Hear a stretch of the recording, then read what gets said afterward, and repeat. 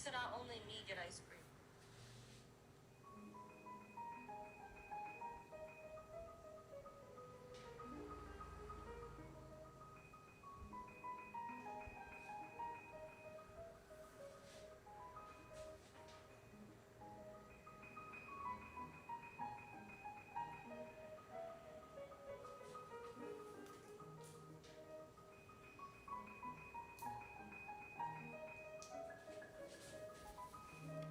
Oh my God, I'm running out of time. We're coming. Okay, you got the mic on. Just give me a second. So close.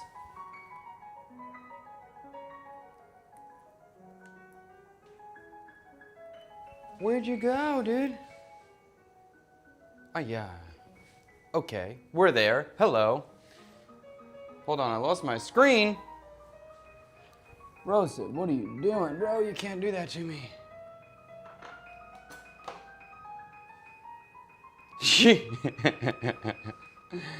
Oh, Tang, you're an ass.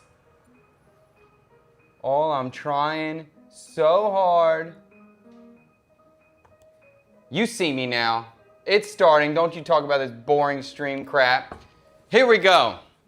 All right, today we're doing some cool stuff. I'm excited. By the way, my name is Chad Kubanoff. Let's do it. We got some coconut ice cream prep I want to do. So in a previous, are we all good? Mic's on. That's good. Probably should double check everything's all good before we start riff-ratting and chit-chatting. There's the address for the Banh Mi giveaway. If you haven't seen it yet, I'll show it again later on screen. All right. Last week, I made a coconut oil pound cake. I was trying to get this recipe down. It's great. I really, really like it. It's super, super good. I'm gonna do it for the pop-up coming up soon. So we have a pop-up July 4th. I'm gonna do it for that menu, for their main dessert. And what I wanted to do, which I thought would be really cool, would be to make the batter, fill them, and bake them to order. So as the guests are here, maybe right around when the main course walks out, we'll throw our cakes, individual portions in the oven, bake them in the oven, get them super nice and toasty. That crust that was on the top when we made it last week, so freaking good. And then I want to serve it with a scoop of coconut milk ice cream on top. This is a little loud with that. A little classical, a little pump in there. I want to serve it with a scoop of coconut milk ice cream on top. And then on top of that, like a warm mango chutney kind of vibe. I think it's going to be amazing. The idea is kind of like a warm chocolate chip cookie with vanilla ice cream on top. That's kind of the inspiration. And served in its baking vessel. So I'm going to test that, not today, for the cake. I'm going to try to make an ice cream base today. The cake I'm going to try tomorrow and get that down, but I think it's going to be really exciting, so I'm super into it. Beyond that, we're also going to pull out the banh mi we're going to be making on Wednesday. So if you haven't heard yet, on July 1st, we are making, hold on, let me get TikTok comments up here. Connect to TikTok website. Yes, on July 1st, Wednesday, 8:30 a.m. I will give you the address right now. Boom, that's the address. 8:30 a.m. at this address down below here. We are giving 30 free banh mi's away to the first 30 people. After that, that's it. We don't have more than that. We're doing 30 and 30 only. So if you want it, I would show up at 8:30. I think 30 banh mi's are going to go pretty darn quick. And that's really all I'm going to have. So unfortunately, if you come late, I don't have any more. I will be live streaming on the day, so you can double check to see where we're at in terms of quantity left. But I imagine it will go pretty quick, especially once people start driving by, even if they don't know who I am or know what I'm doing. When they start seeing some banh mi's getting handed out and they smell the meat grilling, they're going to pull over quick. So if you're interested, if you want to try it, July 1st, be there at 8:30. Address down below. I'll show the address again later, and I'll keep posting the address on the stories tomorrow and Wednesday morning. But today we are going to assemble that sandwich from start to finish so you can see it. So if it looks incredibly, incredibly enticing to you, I don't know, just you need it, then you can come and try it. Okay, I think that's it. We will start that. But quickly, we will get caught up. Saw your latest video. Love your video. Thank you. David Harris. We had a good time. Sounds like a lamington here in Australia. Nothing like lamington. Nothing like a lamington. I've never eaten a lamington, but I've seen it pretty well. I know the sponge cake, raspberry jam, dipped in chocolate, coconut around it. But this is very, very different. It's based off of an olive oil pound cake, or an olive oil cake, and we're using coconut oil instead. So it's very dense, very rich cake. And the way that I did it this time, there's a lot of coconut oil on it. So the top really caramelizes, it gets crunchy. If you eat it right out of the oven, it's so freaking good. It's almost somewhere between a cookie and a cake. And served warm with ice cream, I think it's gonna be a top tier dessert. How many courses do you serve at your dinner? It's different every time. It really depends on what I wanna do and if there's any special requests, but I would say anywhere between 5 to 9. Depending. That could be, sometimes there might be something that's kind of a bigger epic thing and maybe there only might be 4 courses on that day. But at a minimum, there's going to be an appetizer, a main, a pre-dessert, and a dessert at a minimum. And I think possibly for me, I always want to go a little bit more. I like more. And I think my goal for these kind of dinners now, before I was always cooking in the moment, trying to do something new every single week. And that's fun, but also incredibly hard. My goal now is to really lock down like 20 signature recipes that are mine. And then maybe on the pop-ups, you can request if there's something you saw that you like. And beyond that, maybe I'll throw like one new thing every dinner. Be like, hey, I'm working on something new. Let me know what you think. That kind of vibe to it. Keep it fun. I am Tang. You are out. Goodbye. You are doing anything to celebrate the 4th? The 4th, I'm having a dinner here. We're doing a pop-up here, so that'll be my celebration. Maybe we'll light fireworks in the house. I predict that the banh mi will be gone within 20 minutes on that day. I kind of agree. So I do imagine we might have some sad people coming by. But if it's a great success, there will be more. I guarantee that. And maybe not. If it works out, I know it's going to work out. I have no doubt it's going to work out. And I hope that this opens the door to just doing more stuff like this. And probably what we'll do in the future is we'll like pre-sell. So let's say we're doing the Korean bunchae or the bulgogi bunchae that I've been talking about forever that we made was so freaking good. Maybe we'll do like, we'll say, hey, we're doing 50 and you just prepay so you know you got yours and then you can come in at a different time. We'll potentially try that on the next one. But for this one, I think there will be some people quite disappointed. So make sure if you're interested and you're coming later, if you're going to head over here at like 9:30 or 10, I would double check the stream to make sure we have any left because I doubt it. I really think it's going to go pretty damn quick. The location is so far away from me. I live near the airport. Yes, that is quite a drive. It's an hour drive there, but it's going to be good. Commenting to stay under TikTok. Thank you, Duke. Appreciate that. Will you be streaming on that day? Yes, I will just have a very simple stream. Definitely on TikTok because it's just easy to throw my phone up. Maybe I'll try to bring one of these other cameras down here so at least we can spread the stream out to all the different channels. Yeah, because I would hate that people don't have TikTok and they don't check TikTok and they're coming already out. So I'll try to get at least 2 cameras up, getting to YouTube, Instagram, and TikTok so you guys can see. But that kind of day, that's really just going to be a camera up in the corner and you watching me work because I'm going to be focused. I'm going to be focused on that day. Okay, we are started. So for the ice cream base, of course with an ice cream base, you can totally follow a general recipe. That's totally perfectly fine. And I think once you've made an ice cream enough times, you kind of get a feel for what needs to happen in there, what should be in there. So I'm really just going to go for this one. We'll see how it works out. I'm going to try to incorporate some coconut oil into the ice cream base itself. So knowing that, I need to be a little bit aware of how much fat I'm adding besides for the coconut oil because it's going to split if there's too much fat in the product. And I definitely will need to add some egg yolks to emulsify the coconut oil into the ice cream base. But we'll get started with that and I'll talk about it. And if you have any questions, you can let me know. All right, we're going to get this address out of the way for now. We'll bring it back later. Okay. Will your family be there? Yeah, my wife's going to help me. It's me and my wife serving this whole thing. Okay, so for this ice cream base, basically we're going to get coconut milk. We're going to get coconut oil. We're going to get cow's milk. I'm not going to use heavy cream because I am worried about fat. And we'll reinforce that with some egg yolks. I have some thoughts. I would love to use coconut water in this as well. I don't have any coconut water. I can't believe it. This house always has coconut water, and this is the one day I don't have it. So If this works well, I'm going to try it again, substituting the milk for coconut water. But let's get started. That was pretty smooth, pretty good. All right, so we're going to get started with some coconut milk. And again, I'm going to really eyeball all this, just use my instincts, but I will document everything to make sure if I nail it, we'll have a repeat. And I really want this to be a pretty damn intense coconut flavor. So we're going to start with the coconut ice cream. And of course, it's a good place to start with the coconut milk. Honestly, like I've been pretty stubborn about fresh coconut milk compared to can and boxed, or this variety here. And I always was thinking, oh, the fresh coconut milk at the market is better. And I should always be using that and not reaching for the box stuff. But honestly, when you get the coconut milk at the market, it's always discolored. It's always not white, which is one thing that's kind of not cool, because they grind it fresh at the market. So there's like the coconuts, and they have this grinder plate, and they shove it up in there. And usually when they do that, they get some of the outside of the shell or the husk, because there's some brown components to it. There's some particulates in it.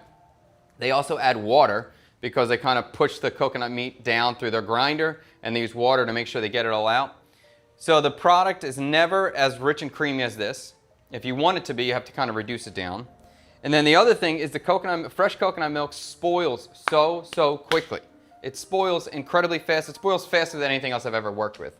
So lately I've been getting more and more to the point where I just like using coconut milk from the can and from the box. It's more consistent, it has a higher fat content. And that's where I am now. My stubbornness has kind of reached a new direction with the coconut milk.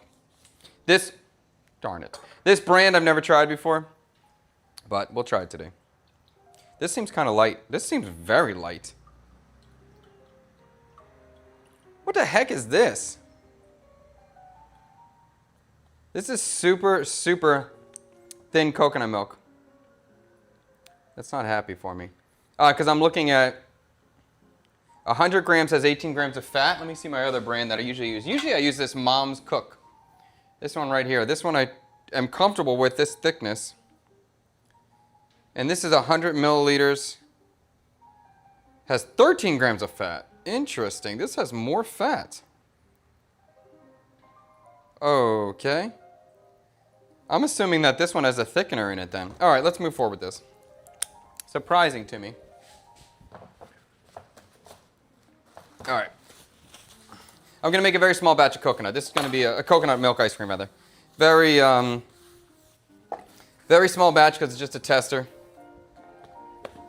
And as I said, we'll do the cow's milk. We'll do a bit of salt. I think we're going to add some palm sugar to the base.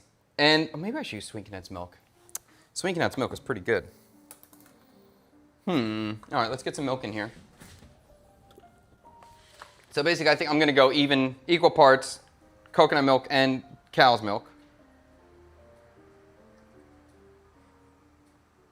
So we're going to have about 500 grams of base. So this is 250 grams of coconut milk, 250 grams of cow's milk. Maybe you could ask people that try your banh mi, how much do they think your banh mi is worth? That's a dangerous question though, because if they give you answers that you don't like, that's not a good thing.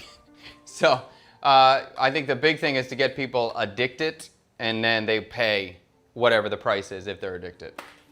Yeah. I've done things like that before, and I think that starts to get a dangerous question, especially because then when, like, a local can set an expectation much lower than with the reality of the price point that it needs to be, where a foreigner will be at a very different price point. So it's a hard thing with the price. The Banh Kun Cao Bang place you went to in one of your videos has closed down. I saw they replaced the sign with a generic snail shop now. Oh yes, I know what you want. On Huintan Fat Street, I believe, right? Oh, that's a bummer. That's a bummer. That was a cool spot, but there was nobody in there. That was like the thing, there was nobody in there. All right, we'll do a little pinch of salt in here. And then, as I said, I'm gonna add some coconut oil to this, which is probably a very interesting thing to do. Now, I've never added directly. I guess I've made olive oil ice cream or olive oil sorbets before. Maybe I should think about that. If this doesn't work out, I'll try that again. Except we're working on a coconut milk ice cream, and then we're also going to do a caramelized pork banh mi that we're going to be giving away on Wednesday too in a second. If I have time, I have some chili prep work I need to do for the pop-ups too. So I like to always have a lot of different chili options when people are coming to eat here. So I have some different chili ferments that I want to get going today. We'll see what time we get on the stream. All right, let's get some coconut oil in here as well. Coconut oil. Let's do 20. Coconut oil, extra virgin coconut oil, is becoming one of my favorite ingredients recently. It's so powerful. It's pure. I like that part. It's pure, it's powerful, it's a healthy fat, and the flavor of the coconut is so good in it. So I've been reaching for it a lot. I've been finding new ways to kind of incorporate it, and I feel like it's underutilized, especially when you're kind of cooking Southeast Asian food. I think it's pretty fantastic. But you have to be, you know, with this style of, with the extra virgin coconut oil, you have to want that coconut flavor because you're going to get that coconut flavor for sure. All right, so we're going to bring this up. I got the milk, the coconut oil, and the salt. We're going to bring that up to just warm it, and then we're going to get this bowl. We'll throw in 2 egg yolks. Should I do 2 or 3? I'll do 2. We'll do 2 egg yolks in here. We'll save our whites for something else. And then the egg yolks, you know, you don't have to use egg yolks for an ice cream base. I think it really works out well. It just gives you a level of safety that your ice cream's not going to break. And especially with the oil I'm adding to it, I feel like I need the egg yolks for the emulsification. I want them, because the oil could split. So there is some concern there. So the egg yolks will help to keep the whole mixture together. But it is also traditional, especially for a Philly style ice cream, where you could just use heavy cream. Or maybe I should clarify that if you're using not just heavy cream, if you're using a cream and milk base, then you do need egg yolks to emulsify everything. But if you're just using a fatty ingredient, just heavy cream, then you don't. Potentially, if I just use coconut milk, I might be able to get away with no egg. Okay, so 2 egg yolks.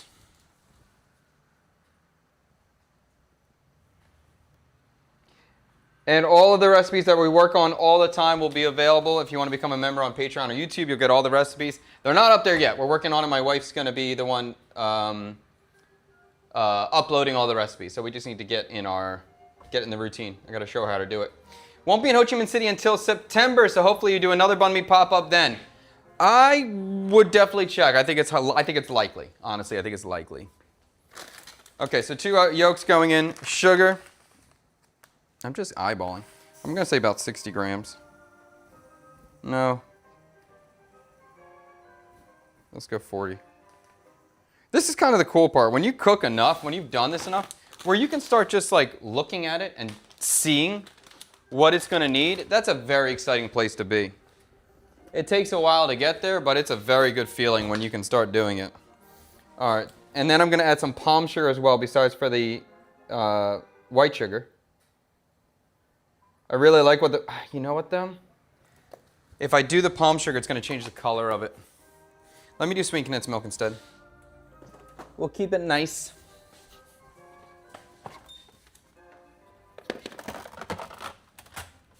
If I can find it, yep.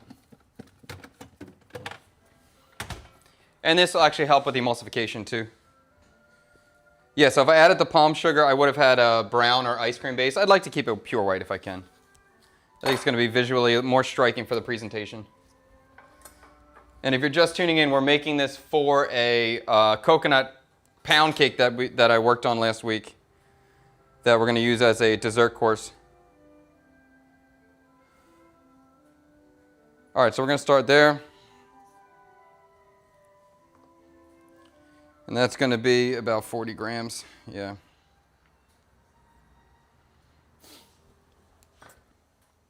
Okay, so we'll double check the sweetness on here. We have this coconut oil. Oh, that's the wrong camera, bro. Can you get down to the wide? There we go.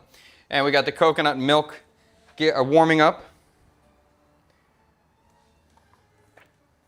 of condensed milk. We already did salt. And I think that's going to be our whole base. So we're heating the milk up, and we're going to temper our eggs in a second with that. Wednesday is going to be very quick giveaway, especially once they know how delicious it will be. I agree. I agree 100%. But I'm excited. I think it's going to be cool, and I think it'll be fun. And I feel really good about doing 30, because I'll be able to handle that without a problem. It'll be not so stressful, be fun with the wife, and we'll get to meet some people on the street. So it'll be cool. Kind of like a gelato, yeah, it'll be similar. Hopefully this will be similar. Have you considered writing a cookbook on all the things you make on here? I'm working on it. I think that's what we're kind of getting to that place. We're getting to that place. And I never saw myself as a signature dish kind of guy. I never wanted to be trapped by a signature dish. I always wanted to be always cooking something new. That's kind of especially when I was young, that's what I wanted. But recently I've been getting really excited about having signature dishes, about having things that are locked in. And so that is leading me more towards the cookbook path. I think that'll be fun. And the stuff you see me making here now and the next couple weeks, next couple months, will be my food, like what my style of what I am at this point. Where before I was always kind of cooking the comments or I was cooking towards a theme. But at this stage, you're going to just see me cooking as I want to, which should be pretty exciting for me personally. So that'll be really cool. And if I have all these signature dishes, if I have all these recipes written down, if I work through these the next couple months and lock down stuff that is unique to me, seems like a restaurant might be something that would make sense at some point. Chad, you seem to have achieved financial freedom. What is your secret? Work your little booty off for very little money for a long period of time. Or be willing to do that, I would say.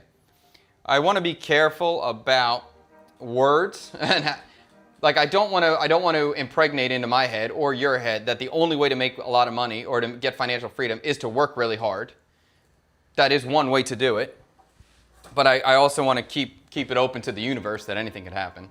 But I worked really hard. And I did content for years for free, for no money, and kept working on the side as well. Eventually content started making some money, kept pushing, kept going, and then content made more money. And then I was able to drop the other job, and especially then moving to Vietnam made it even easier to live off the content money, and we just, from that point, keep building. Yeah, and I guess the other thing that I wanted to do is I hated what I was doing, and I wanted to be able to work for myself and do what I wanted to do when I wanted to do it. That was like my highest goal, was to just be able to do what I want to do when I want to do it. And I kept thinking that, I kept trying to work towards that point, and we're there. So that's really cool.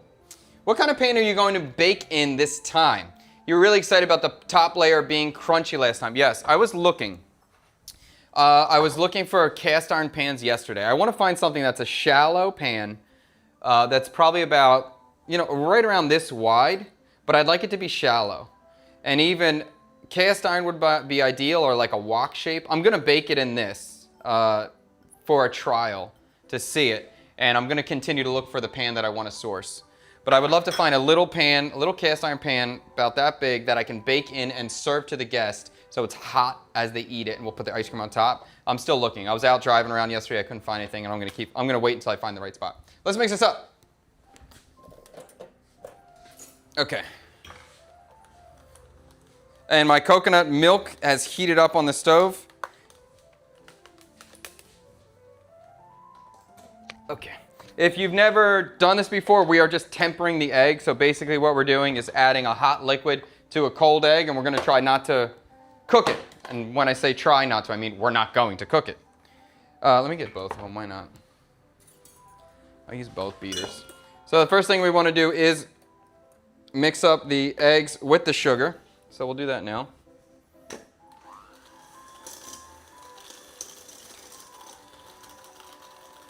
And my goal here is just to make a very pure coconut flavor. So I'm not really looking to add much more to this besides the coconut itself.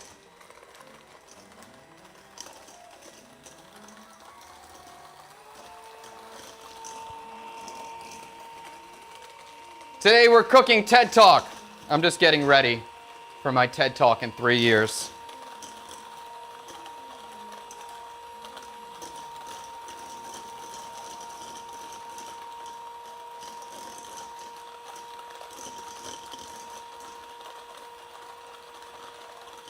Okay, that's fine. If you had a choice of anybody to be your sous chef, who would you choose? That's a very good question. Who would I choose? It's hard. Like there's no like any chef that I respect, I wouldn't want them to be my sous chef. I wouldn't say it as that. I don't really have a particular person in mind. I'm trying to think if there's, and because the other cooks that maybe I've worked with in the past or mentored in the past, they're older now. They're doing their own thing. So like I'm trying to think of younger guys in the past who I'd want to work with again in that sort of format. I don't know. Really, I would just want someone who's young and hungry. That's all. Someone who's focused, quiet. I like people. I don't like talking in the kitchen. When we're prepping, I don't like talking. Don't talk, okay? I'll talk all day on the live stream, but when we're actually seriously head down prepping, I like to get our stuff done and not talk. I'm a very focused, quiet person when it's prep time. So I'd like someone who's able to shut up and someone who is excited to learn and is a hard worker. And other than that, I'm pretty open-minded. I don't have a specific person. I'll keep thinking if anybody pops up, though. Have you decided if you'll only be doing vlog of your daily life yet, chef? Would make a good content viewing, possibly build more followers. Well, have you decided if you'll be doing... Oh, yeah, I'll do it. Oh, yeah, for sure, absolutely. I thought that was a good idea. Yeah, we'll do a day in the life vlog. It's just right now because we have the Banh Mi giveaway on Wednesday, which if you don't know yet, here's the info. Okay, 8:30 it starts. 8:30 it starts till we sold out. There's only 30, so I assume it'll be sold out very, very quick. But so the giveaway is on Wednesday, and then this Saturday I have a pop-up here as well. So I have a busy week that I'm kind of focused on. That's really the only thing I'm thinking about right now. So once I get through this week, I'll work on the other content. All right, I'm bringing this coconut oil back up to a simmer. Not a simmer, just a scald. I just want to scald it. Bad milk.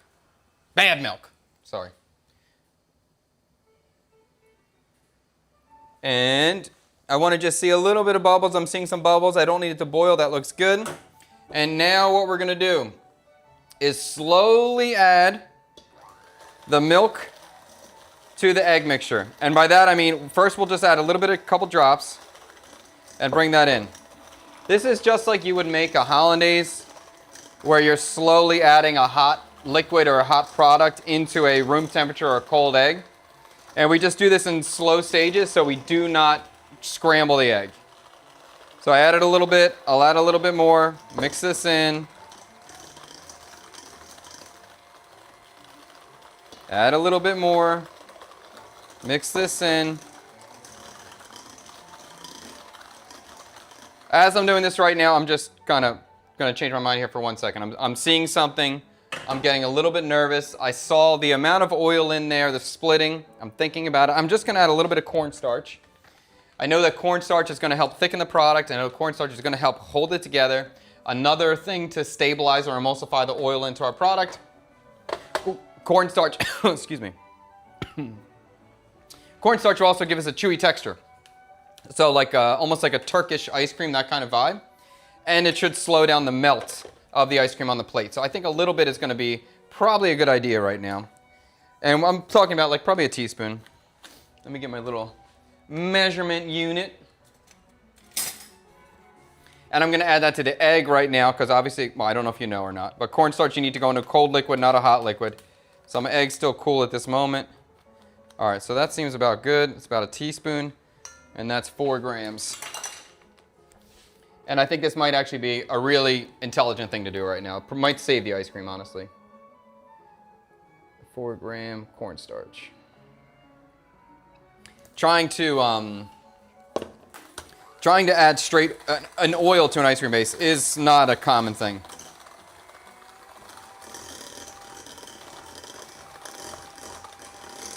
Okay, now we can go back and add our milk base slowly again. And you can see I'm just going to drizzle a little bit at a time.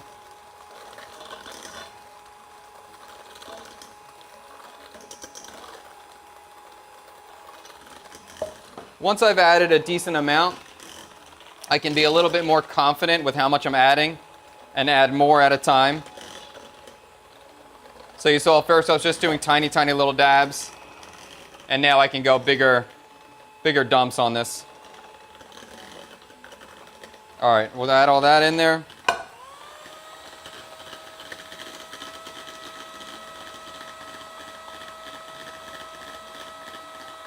Okay.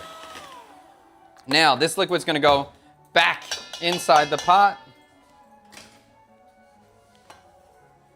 Back in.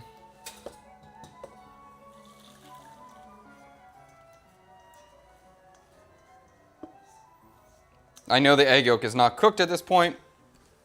And from here, we can bring this to the stove and we're gonna slowly cook the egg up. So before we were just tempering the egg so the egg yolk wouldn't scramble because of the hot liquid. And now we're actually gonna cook the egg at a very low temperature until the egg yolk is just set. Could you use one of those egg pans or use a tart tin? I could, absolutely. And basically I'm looking for like a single serve cast iron pan for that like sunny side up egg vibe. I've looked at the bun sale pans that they use, the traditional ones that they have in streets in Vietnam. They're a little too big for what I'm trying to do. But there's many options of what will work. I just need to find the right size. How much work does your wife do behind the scenes? Not that much. She's answering most of the emails now. So if you're just trying to do a booking or something, she's going to be the one you're going to talk to. But very soon she will be posting all of the content. So she's going to take over posting for me, which would be a big deal. And one more thing, what was she going to do?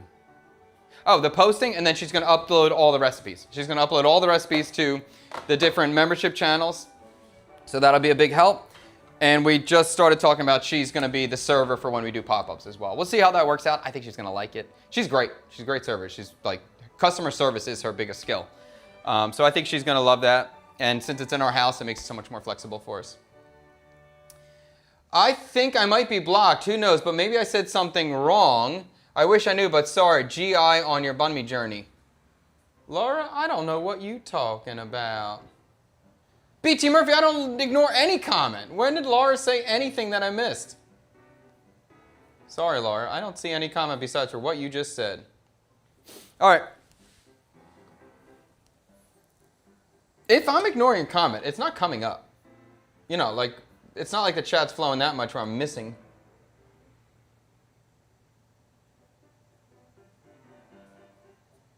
I don't see it. I don't see it. Sorry. All right, so we're bringing this back to a heat. Let's get this going. I'm going to get this on low heat. Low heat. And we're going to keep it moving. The one thing we're kind of looking at, oh, that's overexposed, bro. That's an overexposed shot. The one thing you're going to see like chefs where they kind of draw their finger through the liquid. So when we hold it down, we draw a finger through the middle, and we look at how long it takes for the liquid to drop down. And by doing that, you're able to start to see you're able to see the viscosity of the sauce or of the custard or whatever you're making. And you can look at it carefully and observe it to see when it gets thicker and thicker. And the big word you're going to hear people talk about nappe. You want it to be nappe, which just means that when you draw a line through the custard, that it holds the line, that you can still see the gap. The liquid doesn't fall down. So this is going to take a minute. And by a minute, I'm going to mean 2 or 3. But this is the kind of thing you cannot rush it. Don't turn the heat up. Don't turn the heat up. Every single time you start doing this at low heat, and it's just kind of like taking a long time. You're like, oh man, I wish this was faster. And then you crank up the heat, and then you're like, oh no, it's scrambled. So don't rush this process. Keep the heat low, keep it moving, and just be patient. All right, you don't want to mess it up. You've already done enough work to try to not scramble it, but you do have another risk of scrambling at this point. One thing that's kind of interesting now, because I added that cornstarch to this, if you don't know, typically chocolate pudding or just pudding in general is made with cornstarch.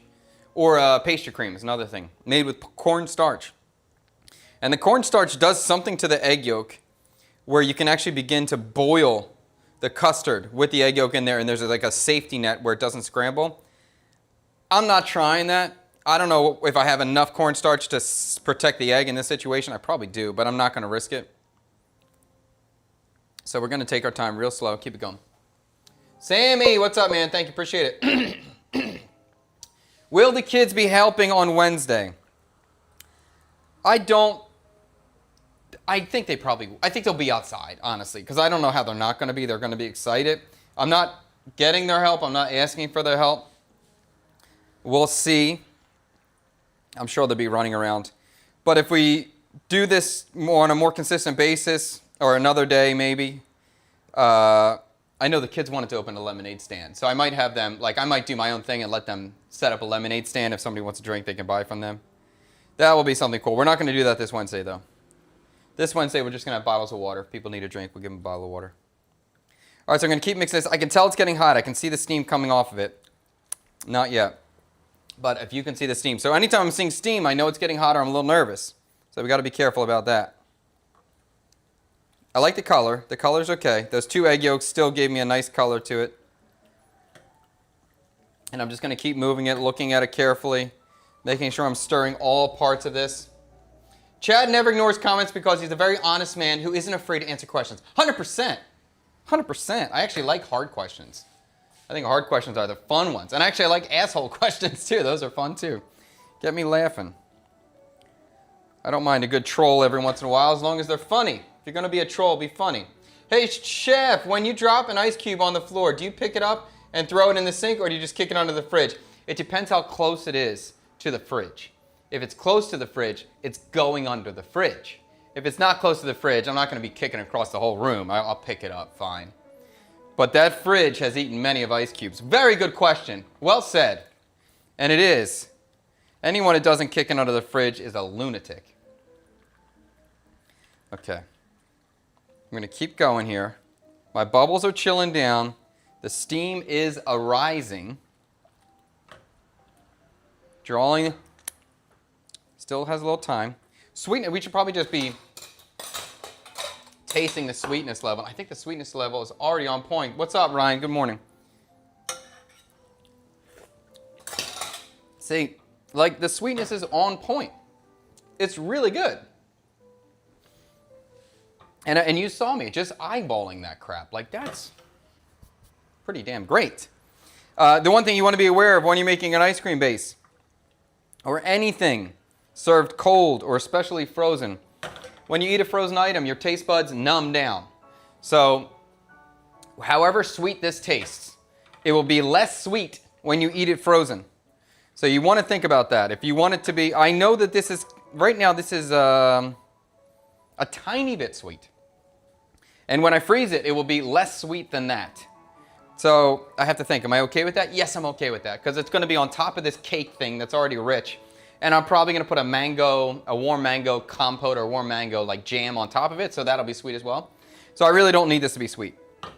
I just want this to be rich and cold, and I'll be happy with that. But you do always need to factor, if you're making something cold, you need to factor your tongue will be numbed by the cold, and you need to increase the flavor. Watching from Eastern Standard Time. Nice, JNC. Would the cornstarch give the custard a weird mouthfeel, or would it come out more like creamy? More like creamy. Not weird. No, nothing weird about it. If I overdid the cornstarch, if I put too much cornstarch in, it would kind of get gummy, which isn't necessarily bad. It would just be what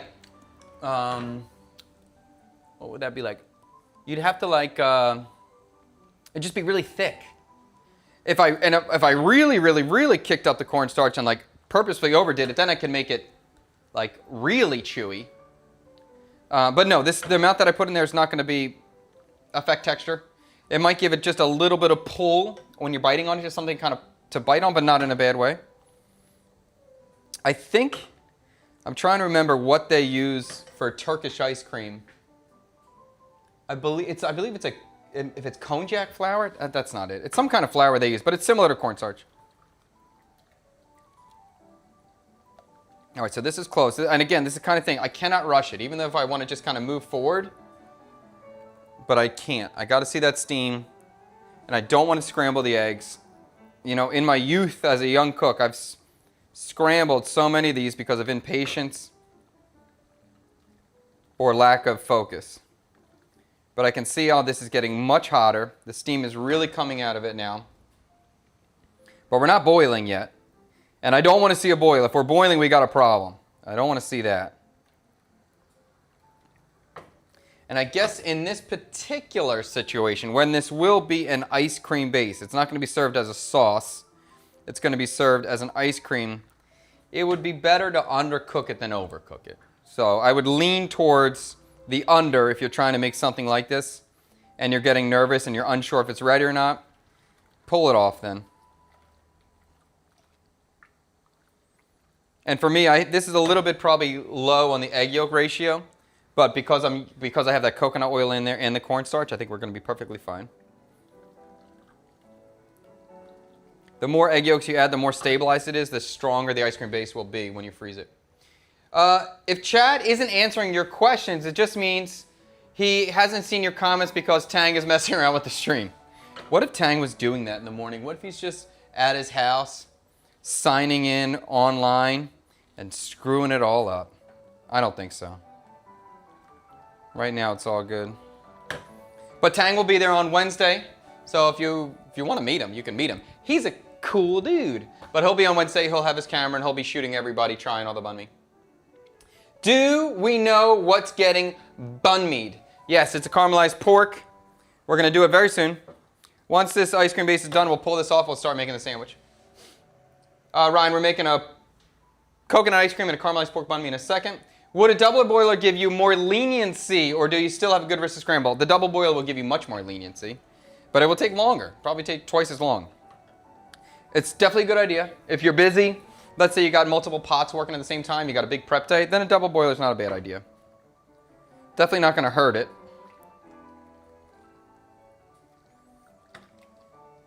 Okay.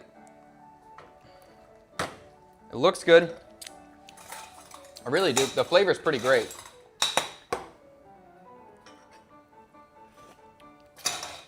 Pretty great. I'm wondering if well, we'll see how this works out today. The other thing I'm thinking about right now is replacing that cow's milk with coconut water and then potentially upping the coconut oil a little bit. So I'll probably try that again tomorrow. We'll see how this works out today. Do you exercise daily? If so, what do you do for it? I kind of lost my routine. I used to have we used to live on the big apartment. So we had 34 floors and we lived on the top. And every day I used to just climb the stairs all the way down and all the way up. And then eventually I started carrying weights while I was climbing the stairs. But I lost that. So in the new house, I'm not exercising daily. Lately we've been playing a lot of pickleball. And I got a couple kettlebells upstairs, so I'm just swinging them around. Salip is used for Turkish ice cream, a flour made from the tubers of the orchid. Wow, that's cool. I didn't know it was from the orchid. That's super interesting. But thank you, Nick. Nick's always got the facts. Have you tried or thought about making something inspired by Cambodian food or flavors? I have. I can't say, like, it's not something I'm super versed in, so I'm not comfortable saying, hey, I'm making Cambodian food. I will say the one dish that I have made multiple times in many different styles or forms, I don't know the name, is what they called it? I think they called it, in English, ow. So I'm just taking this off the burner because I'm distracted right now. They called it caramelized pork at the Cambodian restaurants that I was going to before. But basically it was minced pork cooked with coconut milk and formed into a dip that was put in the center. And then there's all these raw vegetables that you're dipping into it. Freaking amazing dish. That's a top tier dish. That is so good. I love that so much. Okay, I can see the liquid has gotten much thicker. Let me show you here. Not that one. Get over here, board. See how in this bottom, there's like that little thicker part? So I know we reached a new level of heat, and the egg yolks are starting to coagulate. They're not scrambled yet. I don't have that flavor, but the thickness is getting there. So I know I'm super close. Again, I could pull this off right now and probably be totally okay. I could also just leave it in this pot, which maybe is a good idea. Let's do that just as a way to show you a good, intelligent thing to do. If I was normally cooking alone, not alone, if I was really working right now and there's no stream going on and I'm prepping, I would keep this on the fire and just stir it. But in this sort of situation, why not just let it carry over in the pan? So there's a lot of heat in this pan, right? Same thing with scrambled eggs, as the eggs will continue to cook after you pull them out. This ice cream base will continue to cook as it sits in this pot in a very gentle way. So let's just leave this in here to cool down. I'm going to keep stirring it because I know it will continue to cook and I don't want it to scramble. So we'll just leave it right here. Pop it up there, stir it every once in a while. And just like with all ice cream bases, we're going to let this cool down completely before we go ahead and freeze it and then we go ahead and spin it. So this is not going to be done today. This will be cooled down completely, frozen, and then we can spin it tomorrow. And I'll probably spin it tomorrow and I'll shoot either a story or a short video for you guys to see it if you're curious. Chad, can you speak French fluently? No, not anymore. Not even before. I used to speak pretty decent kitchen French because I worked at Restaurant Danielle and most of the cooks, I worked with Frenchies and I worked with Mexicans. So I learned kitchen Spanish and kitchen French in that environment, but it's been quite a while. So I don't know how much I could pull out. I wonder how many foreigners will be at the giveaway. I have no idea. I have no idea. Can you make a sourdough banh mi? Apparently no. Apparently no. I will try. And for the pop-ups, the dinners that we're doing in the space, I'm going to just call them VIP dinners. We'll call them VIP dinners. For the VIP dinners, I will be developing a lot of bread recipes. I want to have a big bread basket. When you come here, I want you to have bread abundance. I love bread. I love fine dining spots where you get the choicing of bread, and I want to bring that back and encourage that. So maybe a banh mi of some kind, something, the closest thing that I can get to a super flake light dough would be really exciting. I'll try that. I'll try it. I've been playing a lot with sourdough basically every day.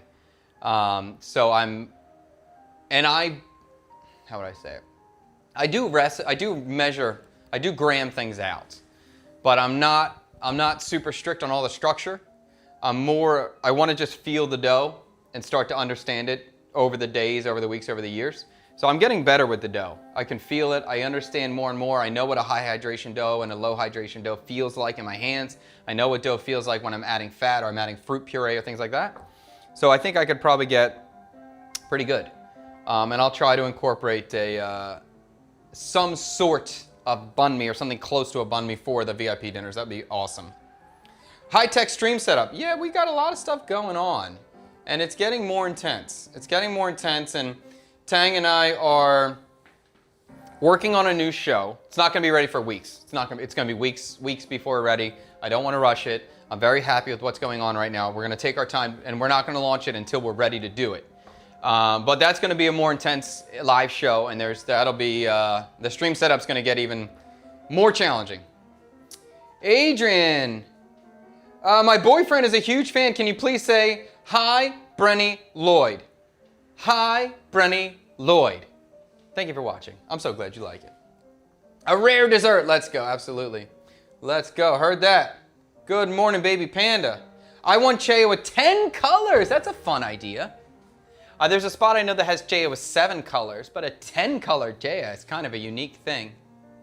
Maybe I need to, when I get the right dinner, when we get the right VIP guests in here, that they request Chaya, or there's a number somehow, maybe there's some sort of number. They're turning 70 or they're turning 60 or something like that.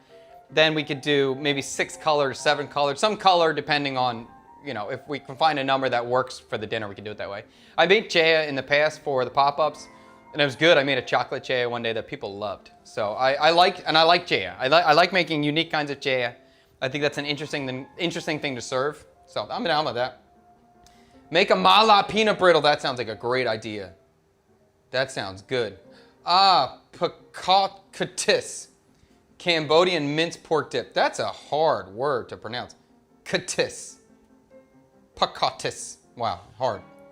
What language can you speak besides English and Viet? English and Viet is the biggest strength I have now. Before, again, French and Spanish would have been the next below that, but it's been many, many years since I practiced any of that. Oh, Procacatus. Okay. There is this lady in Saigon that gives banh mi bread classes. She uses sourdough. I had contacted her to take a class, but unfortunately schedules didn't work out. There's a lady in Saigon who's teaching banh mi. I saw that in District 7. I don't remember her name, and I talked to her too. I didn't do the class. I will. But I didn't hear about her using sourdough. That seems crazy. Garlic bread banh mi dak biet. A signature garlic bread would be a really cool thing to share or to serve. My son is still in Vietnam. I'm going to ask him to stop by on Wednesday. If a young man says hi, he's from Drexel. It's my kid. Okay. I'm sure there might be a lot of young men there, but okay, make sure he says Drexel. Oh, look at this. Wow, this is nice. Okay, I can see the viscosity. It's definitely nappe consistency now. It just has a thickness to it. You can see it's got some body to it. And it is nappe. Can you see this? That's a good question. When I see the liquid and I draw a line with my finger, it doesn't roll immediately down. That's very hard to see. I know you can't see that well. Let's see if it works better. No, you're not gonna be able to see that. But it is nappe right now. So I can take this out. We'll strain it. Actually, I can use my other container. My goodness. Here we go. That's the one. All right. So I have a Ninja Creamy. That's what we're going to be using for our ice cream bases. And I can strain it right into here. Always a good tip, anytime, especially if you're trying to be a better cook, make more refined food. And refinement is always a good thing. I love refined food. Anytime you're moving a liquid from one vessel into another vessel, strain it. It's a good practice. It's a good thing to live by. So if you have a liquid that moves from one place to another, strain it. Especially if it's a cooked liquid that has eggs in it, definitely strain it. But at Alenia, Danielle, all these big restaurants, any 3 Michelin star restaurant, anytime a liquid moves from one place to another, it gets strained. Just to continue the refinement, just to make sure nothing gets, no particulates are in there. And there's a little bit, there's a few little things that are nice not to be in there. We'll come back. We'll wipe this. I'm going to just put this behind me right now. But I'm going to wait till it cools down completely before I throw it in the freezer. Okay. So, let's work on the caramelized pork banh mi, aka the banh mi Chad. We're going to call it the banh mi Chad. That's how we're going to brand it here. It is a wonderful, super delicious banh mi variation. It's not traditional, although people that have eaten it say it tastes nostalgic to them. So it's definitely inspired by the banh mis that I've had in Vietnam, but it is a unique style that I created in Philadelphia that we're going to bring back here to Saigon. From the streets of Philly to the streets of Saigon. I'm excited to have it here. And it has changed. The sandwich has changed over time. I think it's gotten better. And it's also gotten more and more refined in terms of speed and efficiency. If you're unaware, we are giving this banh mi away on July 1st, Wednesday, starting at 8:30 a.m. There's the address down below. I'll leave it there for a few seconds if you want to take a picture or a screenshot. 30 banh mis, first 30 people get it. But it's a pretty simple banh mi at this point. It consists of a sauce, cucumber, meat, pickle, and the herbs. That's it. It's been reduced and tightened in terms of how to produce it. I have the meat that I sliced yesterday. So I'll show you that right now.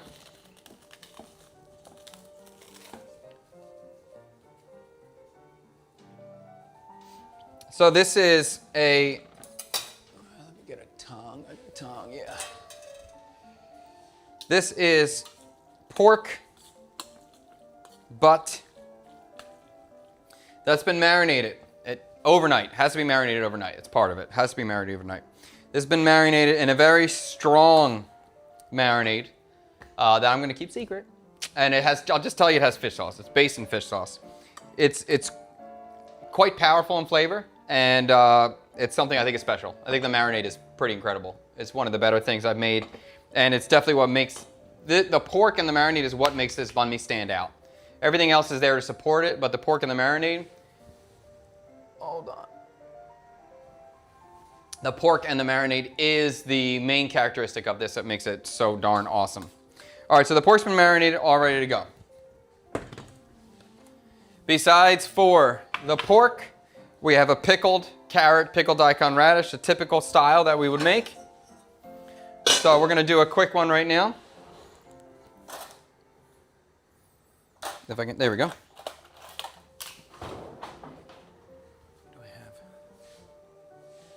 Okay, so let's get a pan cooked real quick. All right, and then we're gonna take our custard pan. We'll get a quick little rinse.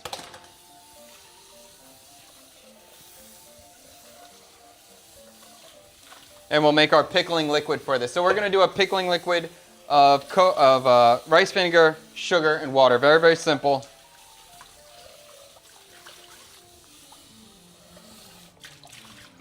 And I have a lot of pickle made actually, but we're gonna make a little bit more today as well. And I want to get the pickling liquid made first because I want to have the pickling liquid not too hot when we pickle it. I'd like it to be cooler. So I'm gonna get, let's get a small container. If I can find one, what would work for me over here? Something smaller. Uh-oh, let me get a cup over here. I'll be right back, 2 seconds. 1, 2, 3, 4, I'm back. So I'm gonna start with 2 parts sugar,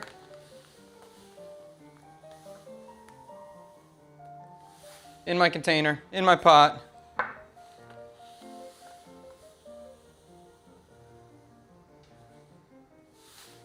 And then we're gonna do 2 parts vinegar.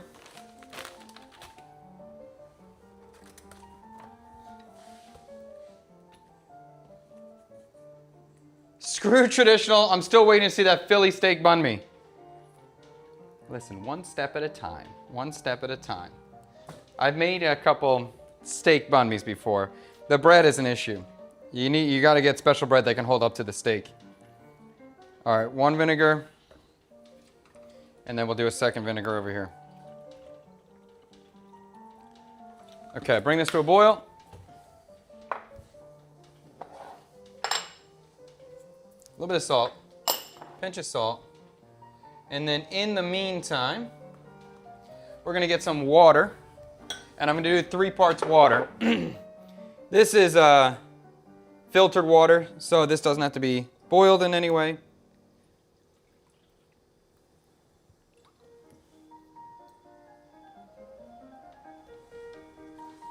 Okay. And the water I'm not gonna heat up. The water I'm just going to have it room temperature, and I'll add the water to the vinegar and the sugar when it's ready. So for the pickle, we will cut our daikon radish. I tend to like a little bit more carrot in our daikon radish ratio. So usually about 60% carrot to 40% radish would probably be my preferred ratio. Sounds like you'll need to do a lot of prep for the new show. If it's what I'm imagining, yes, it's gonna be a very, very, very prep intensive thing. It's gonna be a big day. And so that show is going to start at 7 p.m. my time because I need to prep all day for it. So I can't start it in the morning. It has to be a late night show for me or an evening show. So it'll start at 7 p.m. probably on Sunday. So it'll be Sunday morning. It'll be 8 a.m. Sunday morning Eastern Standard Time. That's the plan right now. Again, we're multiple weeks away from that occurring, but that's the idea. Just a little side note for you. Anytime you have a liquid that has sugar, not there, come over here, bro. Anytime you have something you're boiling in the stove that has a lot of sugar, just stir it a little bit, please. It's amazing that you can burn something with liquid, but if you have a layer of sugar on the bottom of a liquid, that you're trying to melt. It's possible that it burns. I've done it before and it sucks. It sucks to burn a liquid. But yeah, the sugar can possibly burn. Just make sure you give it a quick stir and then you'll have no issues. All right, we're peeling. Quick.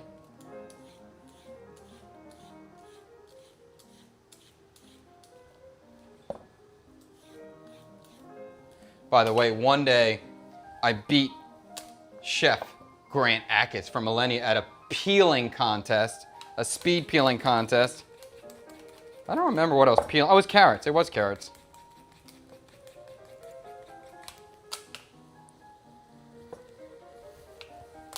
Okay. Pickles are done. Or rather, let's say vegetables are peeled, rather, I should say. Okay, this liquid is boiling. Pickling liquid is boiling. All I need to do is melt the sugar. And again, just like the custard base or the ice cream base, the residual heat will melt the rest of the sugar. So I'm just going to turn it off. And the sugar will melt because this was already boiling.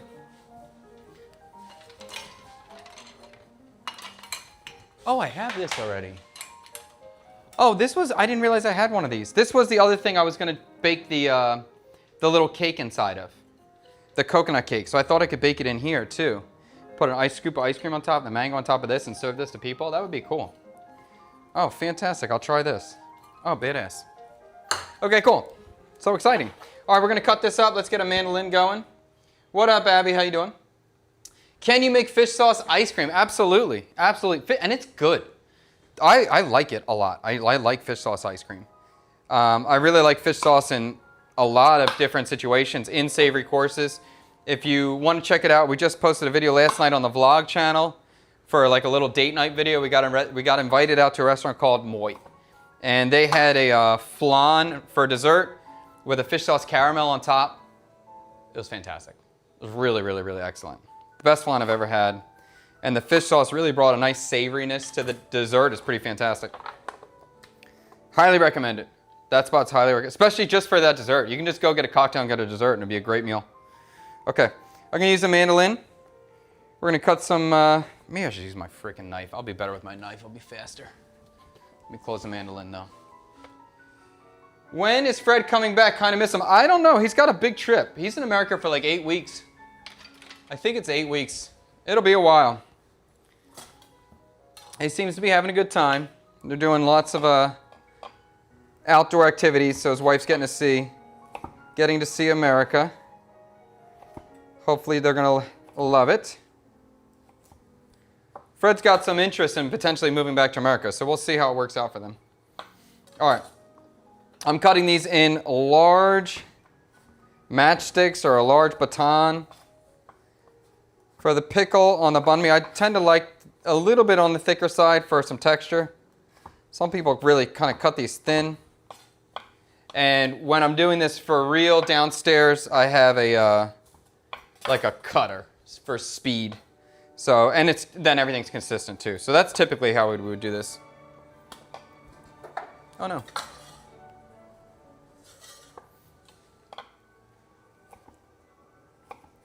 But maybe I'll just do a little bit and I'll show you, because I already have pickles made. Okay.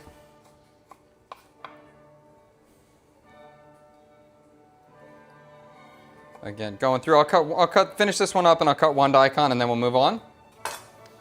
Day 34 basket for Viet au gratin potatoes. Heard that. Maybe it'll happen on the pop-up. I'm still working on the courses that I want to serve for the VIP dinner on July 4th on Saturday. We will stream that, by the way, so if you're curious, you can check out the dinner. It will be streamed. Dinner's going to start at 7 p.m. here, so it'll be 7 a.m. Eastern Standard Time. I'm not going to be involved with the chat. I'm going to be involved with the guests that are in the building at the day. But you can still get a vibe for it and see what's being made, and maybe an au gratin potato could pop up. Perfect. 8 a.m. Eastern Standard Time. Looking forward to it. Yeah, I think that time is going to work. How long until you serve? Until I serve what, SRT? What are you talking about? Serve this? I'm going to grill up the banh mi, so I'll probably be eating a banh mi in about 15, 20 minutes.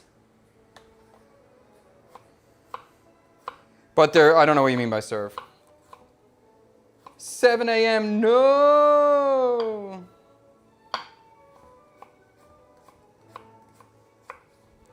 Okay. So you can see, we got a mixture. Daikon, carrot. You can imagine I cut the rest of them. I didn't, but imagine I did. And I'll cut the rest of these things later. We'll get that done later on stream.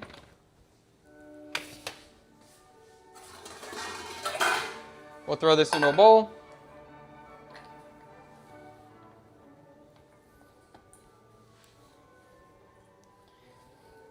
And now we have our sugar and our pickling liquid here that has boiled. The sugar's completely melted. Now I'm going to add in that 3 parts of water into this. So we should have a pretty solid pickling liquid now. On the sweeter side, this is a Vietnamese pickles are always a little bit on the sweeter side. Yep. So we'll add our pickling liquid on top of the vegetable. And you can literally do this with any vegetable ever. Pretty much almost any ingredient, but particularly vegetables, but fruits work too. Although usually you want kind of a crunchy fruit. You let this sit, cover it, that's it. You let this sit overnight at a minimum 20 minutes. If I was really needed a quick pickle, let's say I'm screwed, I'm like, oh my God, I need a pickle immediately, then I would have boiled the water as well and poured the boiling liquid directly on the vegetable, and you'll get a faster pickle, but you'll lose some texture. So it's not ideal. That's kind of the quick, I need it immediately way. But the better way is to have the pickling liquid cool down, pour it on top, let it sit overnight, and then you have a pickle the next day. Are you going to make the spicy mayo? Yep. Yep. So, I have my mayo. Again, this is something that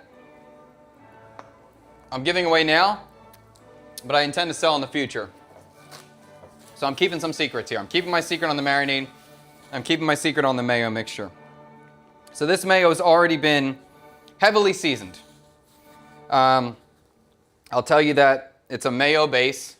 It has a lot of citrus in it. And if it has a lot of citrus, there needs to be some sweetness to balance it. So there's some sugar in here as well. There's some garlic, there's some shallot, there's some fish sauce. That's it. I'll just leave it at that. We'll leave it there.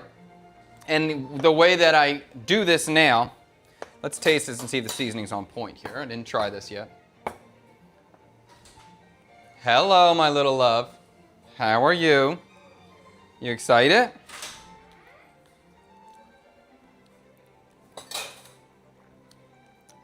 Oh, that's good. Yeah. I didn't see any birds in the birdseeds, okay, honey? I can't talk right now, okay? Yep. That's a lot of mayo. You are correct. This is a lot of mayo. This is the mayo. I just made it right before the stream for the pop-up. So this will be used on Wednesday. The same kind of thing. All of this prep, I like to do it at least the day before so things can kind of sit, marinate, and blend. So there's the only things I like to do day of are the fresh, the cucumber, the green onion, the cilantro. But at the moment, this flavor, pretty good. Pretty happy with this. The only thing I want to add, a little bit of Maggi. I think Maggi is a pretty, I don't want to say crucial, but it's something that I think is quite good in a banh mi. And when I don't have it, I do realize, I think like, oh, there's something missing. Something's not right. And I used to always do Maggi in the bread, like a few spots of Maggi in the bread, like you'll see people do on the streets here. But eventually I realized, like, why am I doing that? Why am I wasting time trying to add this to every single loaf of bread instead of just putting it in the mayonnaise base and it automatically being there and being consistent? So let's start there. So now I add the Maggi right into it. Let me just document everything.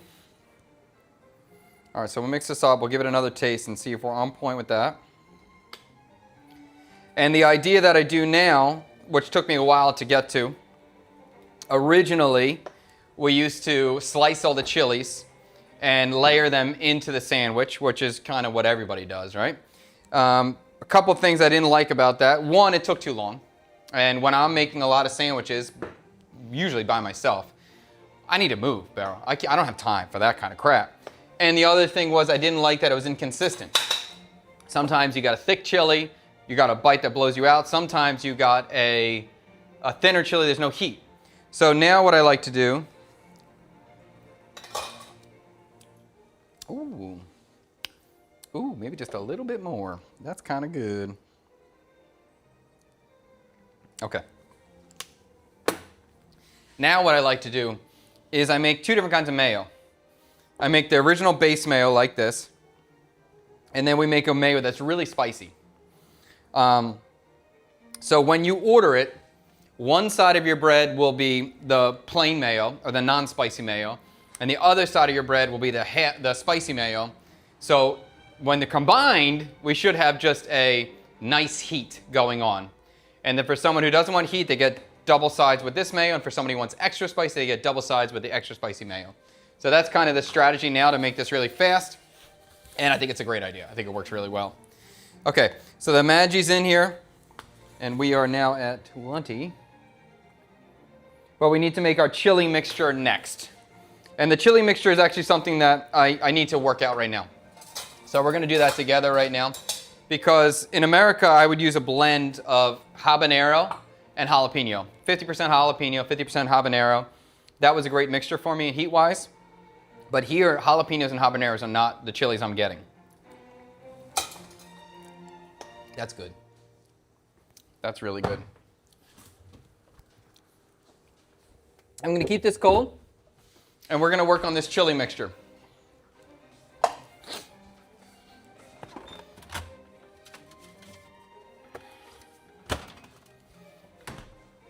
So, for us, we're going to be using a blend of the,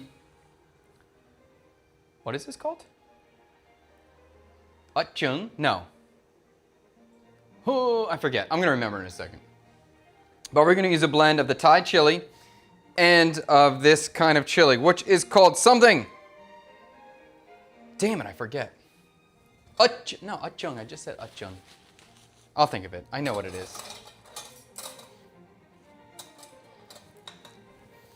So for the chilies here,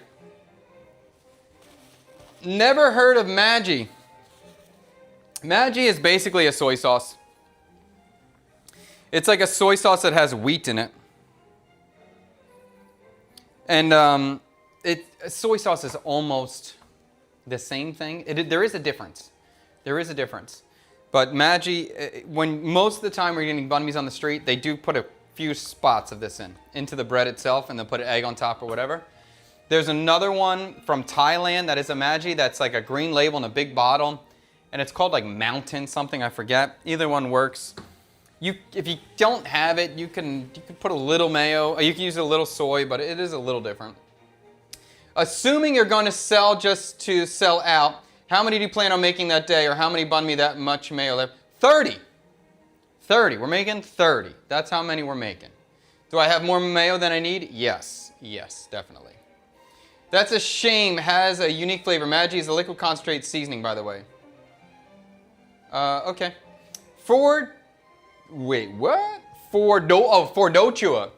Don't you need to salt your carrots daikon first to get some of the moisture out? That's what I was taught. I don't think so. I don't think so. And then there's people that are like, they cut them and they put them in the sun to dry them out. I don't think so. I don't do it. Something that maybe I might do differently is maybe my pickling liquid is stronger to factor in the moisture of the carrot and the daikon radish being pulled out. So that may be something that I'm doing different than other people. I make a stronger pickling liquid. But no, for this particular, for dochu, I've never needed to or never salted or dried in the sun first. There's other things I've salted, like kimchi I'll salt before, but this I never do. Okay. So let's start with our chili mix here. I'm going to throw in some Thai bird chilies first.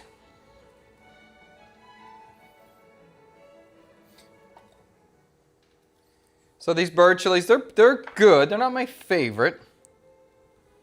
God damn it, I really want to remember the name of this chili right now. I am struggling to remember this. Anyone know what this is? I'm going to be so happy if you do. God darn it, God darn it. I forget. This, I'm gonna try to remove the seeds a little bit. I don't care about getting them all out, but I just want to remove a little bit of seeds. And let me document this. Chili mix.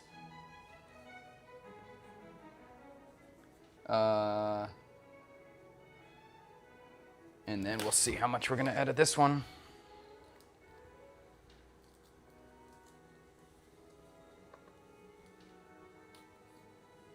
So I'm gonna go through and just kind of snip, cut a strip down the middle, open it up, and try to pull out some of the seeds.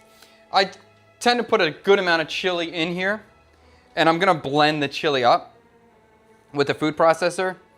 And I feel like when I blend it, especially in the blender, maybe in the food processor it'll be a little bit better, but especially in the blender, when the seeds get blended up completely, especially when they're emulsified, I think they add a flavor that I don't like. It's kind of a, I say dirty, but I don't mean dirty like dirty on the street. I mean dirty just like literal dirt, like a woody kind of flavor that's a little bitter that I don't love. So I'm gonna keep most of the seeds out. And if I keep most of the seeds out too, then I can add more chili without it blowing you away, so I can get more fruitiness from that chili as well. And this chili I think is a wonderful flavor, so I really like this chili a lot.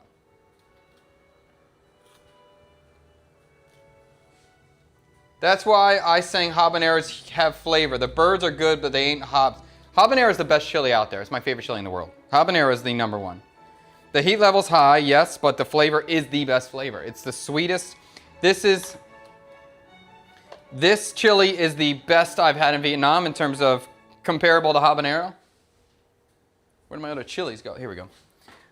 Because they have a fruitiness that habanero has. Similar, but I think I still prefer habanero. Habanero's peak. These are really hot though. These are one of the hottest chilies you can get here.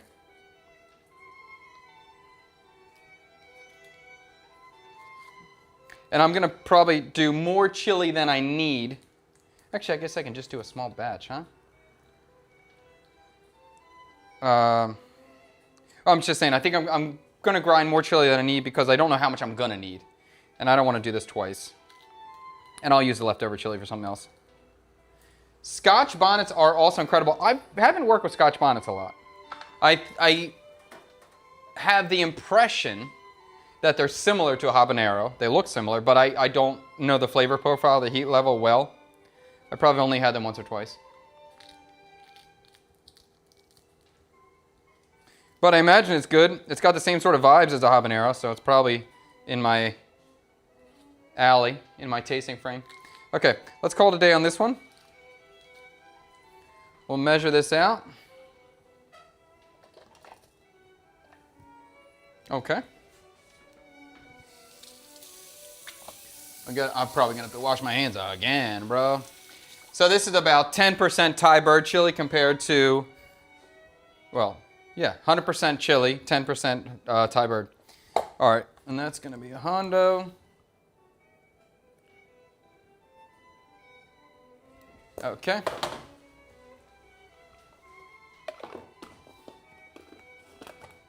Yo, dude, I love to hear this. Chad, to be honest, I think you're doing really well for yourself by be unapologetically you. That's the goal. Trying hard. Doing and experimenting things this way you feel would work. I enjoy watching you. I'm the guy. Awesome, dude. Thank you. And that's it. I'm trying to, if anything, my whole goal or strategy is just be real. Be authentic. No bullshit. Don't try to be cool. Just be straight up real. All right, let's grind this up.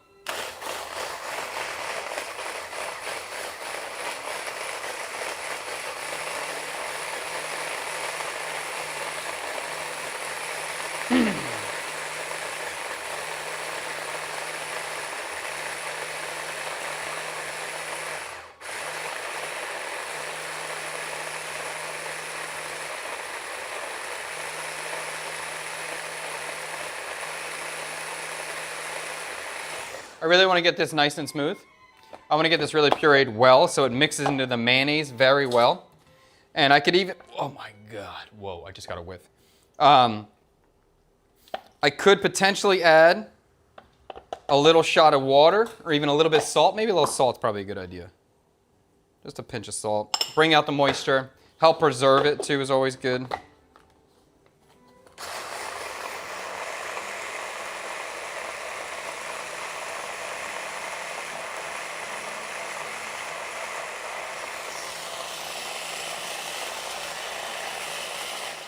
I like that. Real is Chad's middle name. Actually, my middle name is Dick. Chad Richard Kubanoff. My grandfather's name was Dick Berger. Isn't that funny? Richard Berger. Everybody called him Dick Berger. And he was such an awesome guy that no one even thought twice about what lunacy that name was. But Dick Berger was the man. We all love Dick Berger. Scotch bonnet, fruitier than habanero. Fruitier? And a bit more mellow. Whoa, that seems like maybe the chilies of chilies. Oh, I'm excited to try that one day.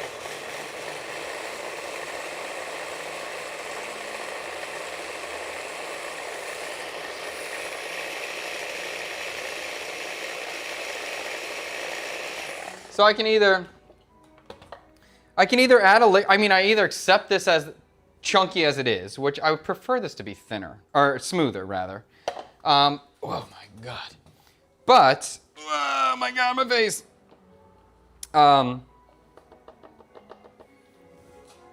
But there's I need liquid in here. So I can either add water, I can add oil. Oil is going to make it last longer, and it's being put into mayonnaise as well. Or I can just keep blending it. Let me add a little bit of water. No, I don't want to add water because I want this ratio to be simple. All right, let's blend it as far as we can get it, and we'll call it a day.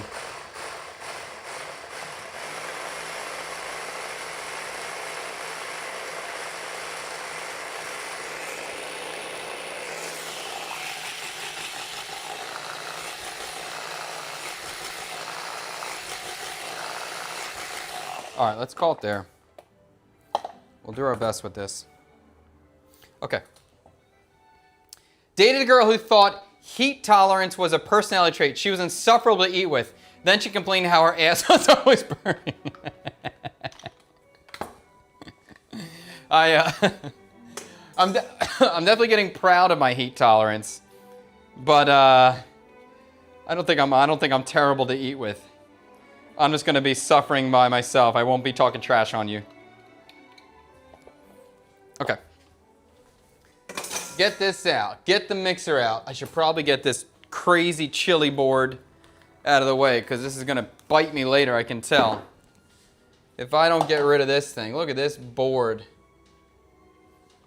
with all these chili seeds on it. I know I'm going to accidentally rub my face.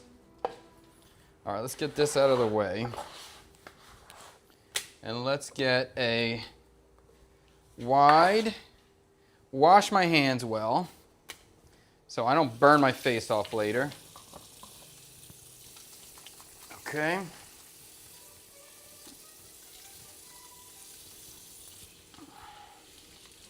And then we should wash that board too, because that board's gonna be rough.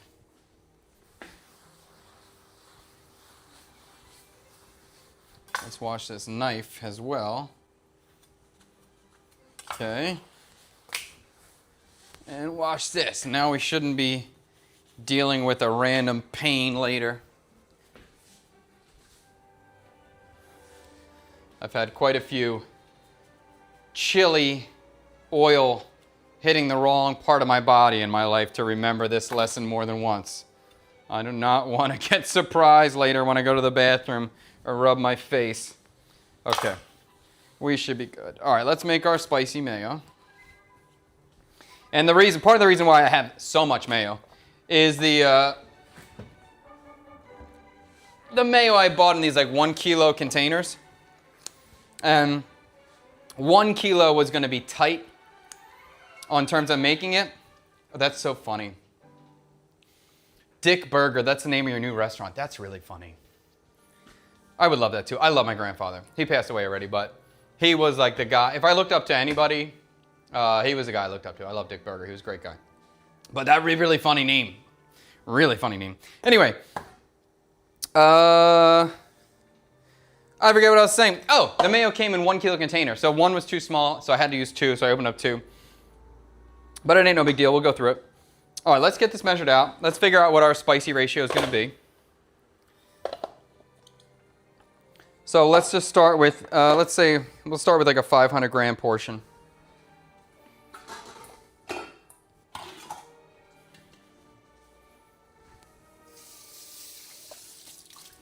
All right, so we'll measure out 500 grams of mayo, and we'll try to add the appropriate amount of chili to make this. We want this mayo to be pretty damn hot, because this is you think that you're only going to get half of your banh mi is going to have this mayo, and half your banh mi is going to have the not spicy mayo.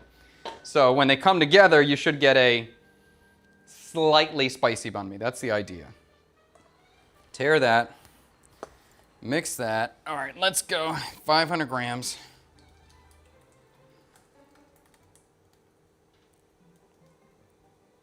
And you can see this is a loose mayo.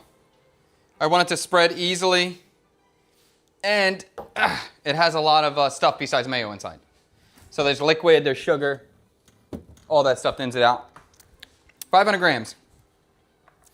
Let's add some chili, see what the mixture is going to be. We'll start with 20. Let's go slow and not ruin this. Start with 20.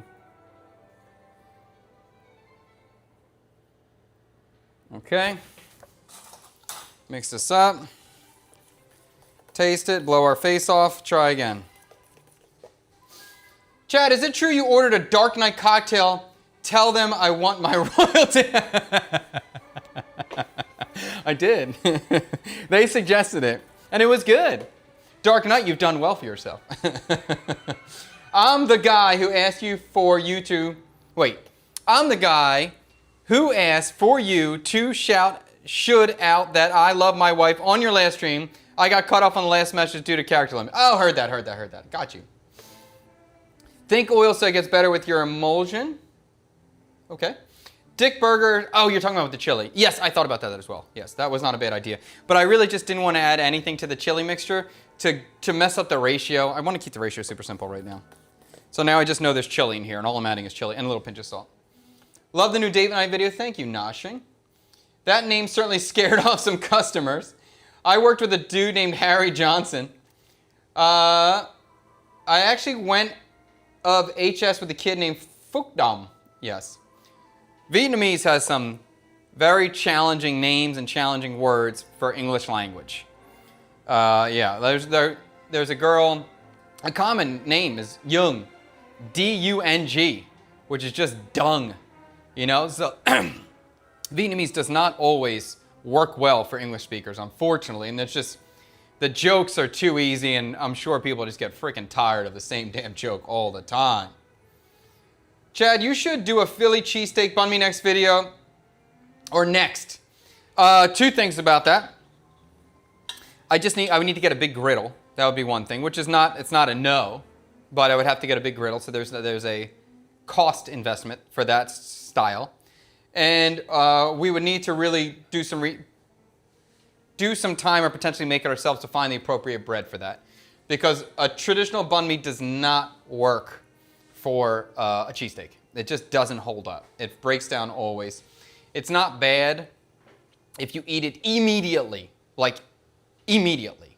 But within a minute, 2 minutes, it sogs up, it loses everything. So we got to find a really strong spoon for it. Is that a Kuhn spoon? Of course it is. Of course. It is the best spoon ever, of course. We all love a great Kuhn's. And if you think a $20 spoon is an absolutely insane investment, or insane price for a spoon, it kind of is. It's probably $30 now. But I've had this spoon for like 15 years, and it's great. I love it. It's a great spoon. Probably named his kid Richard Dahmer. Worst injury you've had in the kitchen? B.T. Murphy. Worst injury I've had in the kitchen. I'm trying to remember. Actually, I'm trying to think of this cut, but it actually wasn't my cut. It was someone else got really badly cut from my knife. Maybe I've been pretty lucky. I'm trying to think if I've ever gotten rushed to the hospital for anything. No.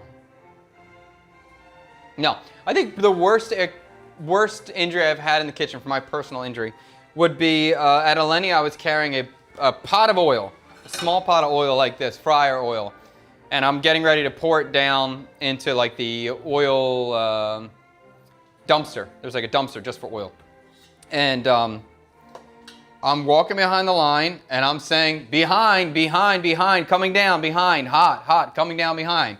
Some asshole cook is not paying attention, turns around, bangs the oil pot. It pours all over my hand, and I have a bubble on my hand. That was pretty intense for 3 days. That was a little bit hard, and that definitely made work quite hard. Luckily, at that time, I was working the One Bite station, so I wasn't over a fire all shift long, which is so bad.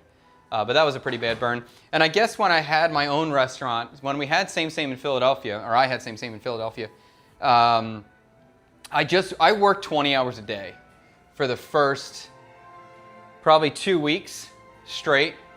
That was a very, very hard thing to do. And I was severely understaffed because I didn't have a lot of money to open the restaurant. So there was no solution except for me to just work my ass off. And I had a cut or a burn on every single finger of my hand. Every single finger had a cut or a burn because I was just working so much. I was working at such a high speed, and I was just doing it all. And there was no option to stop or slow down. So every single finger hurt, and that was rough. It may not sound bad right now, I don't know, but it was bad in the moment. It was really bad. Okay, let's try this. So this is with the, shoot, I think we added 20 grams of the chili. Okay.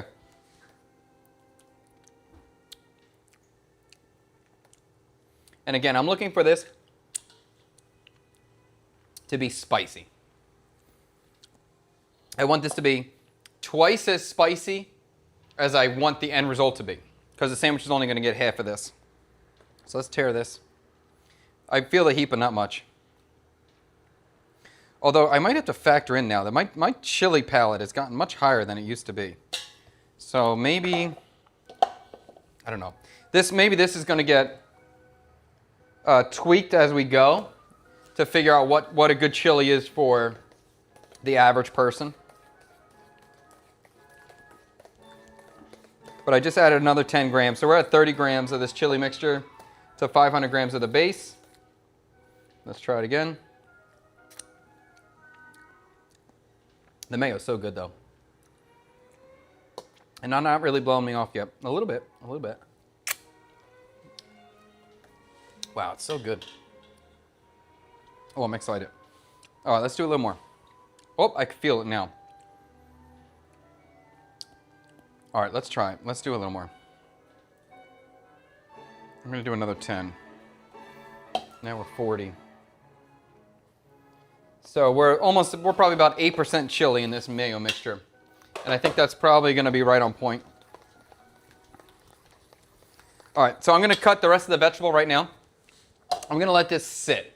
Let's let this sit and marinate, and we'll retaste it again down the road before we add any more. Okay, so for the vegetable, one thing that I really don't like when we're getting a banh mi typically, what are you making? MZ, we're making a caramelized pork banh mi right now. The brace and burns are the worst from pull-out tray from the oven. Yes, there's some bad ones in there. Sometimes the kitchen hurts, man. There's a lot of pain in the kitchen. Okay.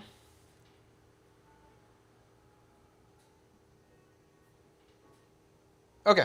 Damn, the hot oil must have hurt for a really long time. Glad to see you recover from. Yes, that's definitely it's a recovery for a while. It takes a while to recover from that for sure. But I still came to work every day. Something I really hate is when we're getting a cucumber and that's like the most common way they cut it is this sort of triangle cut, right? Where they cut down the middle. Oh, wrong one. Where they cut down this way and then you turn it again, you kind of cut it down again. Maybe you cut it in corners, maybe you cut it in quarters, or maybe you cut it in sixths. But it's like a triangle.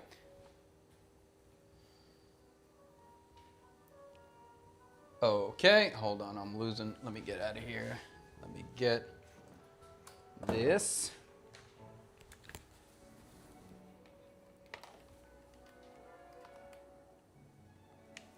Okay. I don't like when they cut it in a triangle. I don't like it's not consistent bite. You get some parts that's just too much cucumber, or you get like you take a bite and this part's got no cucumber. You take a bite down here and this part's like all cucumber. Not a fan of it. So after a while, once I realized, I started just slicing them on the mandolin. I still like a thick slice. I still want to feel the cucumber, but I like to cut it in long strips. So when I lay it on the banh mi, we get even coverage. We have a bite of cucumber on every bite, a consistent bite on every bite, and I think that's the best way to do it. That's the best place for me. That's my preferred method. So that's how we do it.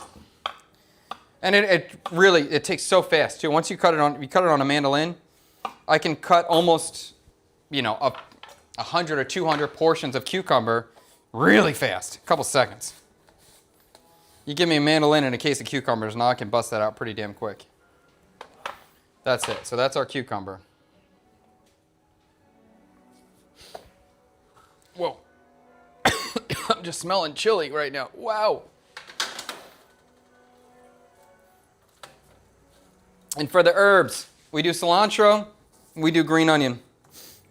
And I like to do a lot of green onion in my banh mi. I like to see a lot of herbs, a lot of green, probably much more than the typical or average one you're going to find. All right, just picking through. This is not the nicest green onion in the world, but we'll have enough for what we're doing today. You are dedicated. Oops. You are dedicated to your work, Chad. Could you take a shot as a toast for your hard work? Not right now. Not right now. I'm more focused on right now my computer's running out of storage space. So I'm like, uh-oh, I got to figure out a way. I can't turn off the live. How am I going to do that? Okay, how about this? Give me 1 second so I can feel comfortable about with my space going on in here. If you could just do me that honor.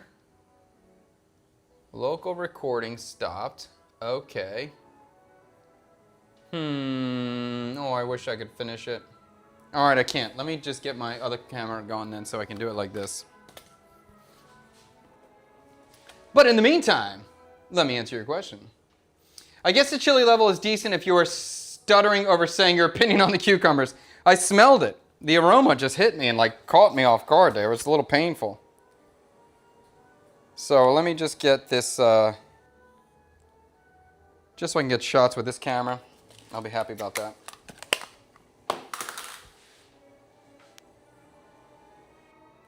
Okay. What's the menu for Wednesday? The menu for Wednesday is literally just this one banh mi. 30 of this banh mi, and that's it. That's all we're doing. Once we have 30, and I'm only making 30, really. Like maybe I'm gonna have 33, 34 banh mi, something like that, just in case I screw up any. Or maybe I over toast the bread. How am I gonna toast the bread? I'm gonna need an air fryer out there. Okay, no problem. I'll bring the air fryer out. Okay, because we gotta toast the bread. That's very important. We're making the banh mis and we're having bottles of water. That's it. Nothing else. So it will be very simplified. And if you're coming for one thing and one thing only, and that's to get this banh mi because it's a good one. And anytime I do a pop-up like this, that's how I'm going to do it. I want to keep it simple, and I want to be able to do it well, and just keep it nice. Okay, green onions are here. My first job in high school was in an oyster shucker in Florida. Tons of wounds. Yes, yes. Oyster shucking is quite a skill. And I'll give you a word of advice if you're ever working in a kitchen. Don't tell anyone that you know how to shuck oysters, because you will then be the... I'm trying to remember, where did I learn that skill? I don't remember where I learned, but I'm pretty good at it. But I did learn that quickly, that don't tell my chef or the cooks that I know how to shuck oysters, because once oysters go on the menu, then every time it's going to be you that gets called over and be like, yo, can you shuck some oyster for us? And that's not a fun thing. Especially when you got another job to do and then you got to go shuck some freaking oysters. And the places I worked at, it wasn't like an oyster house, so it wasn't the main thing we did. It was just kind of a one-off. Usually you have a dozen oysters or you have a caviar tray or something. So you don't get them all the time. And so the station's not really set up to do it. So it's always an annoyance when someone orders. Okay, so I have the green onion. I'm cleaning up my cilantro a little bit. And usually when I do this, I kind of have a container of the cilantro and the green onion pre-mixed. So it's, again, really fast. Everything for me with this sort of food where we are trying to make volume, make a lot of it. We're just trying to make it as efficient as possible. Save every step possible. So usually I'll have a container of the cilantro and the scallion pre-mixed. And then I'll have another container of just scallion just in case we get any people who are no cilantro. So you kind of want to make everything as fast as possible, then also have your backups and your substitutions ready to go because you know they're going to come. They're absolutely going to come. All right, so cilantro is cleaned. I don't need to pick this. If I want to, fine. I'll just go through one little cut. But I don't want that too small. I want you to feel it. And the green onion, we're going to take this. We're going to kind of roll it on itself. And then we're going to slice it. So I like this technique. I think this is a good one where you kind of fold it over. And then you go ahead and slice it like this. They do make a few different tools to help shred scallions. A lot of them don't work very well, or they're really expensive. Like there's some ones from Japan, these slicers that are badass, they're just really pricey. There is a Korean style one that's like a cranking thing. It's like a suction cup on the board and then you crank it. That works out well. I'm looking for one of those. But actually I have a machine downstairs that we're using to cut the meat that cuts the scallions well too. So we're going to use that when we're doing quantity. But that's it. So I'm okay with these scallions being like pretty big, nice pieces. Is this live or pre-recorded? Everything's live, dude. Nothing's pre-recorded. Never. We don't pre-record. Everything is real. Okay. Is that the camera used for vlogs? Yes, I always use the DJI Pocket 3 is my camera for vlogging. Maybe I will upgrade to the Pocket 4. But the Pocket 3 is pretty great. I don't really know if it's necessary. Vegetable looks good. Let's get some pickle. So you saw we made the pickle already, right? We just made pickle, but I already have some pickle made from the Endless Pickle Bucket, which is still quite delicious. And these pickles, they will last longer. How would I say this? They will last until you finish them. Like they don't go bad. If you keep them, if you have them covered in this vinegar solution, they do not go bad. It takes maybe a year. I don't know. But it continues. This pickle bucket forever is giving. It is like the giving tree. All right, so let's pull some pickles out.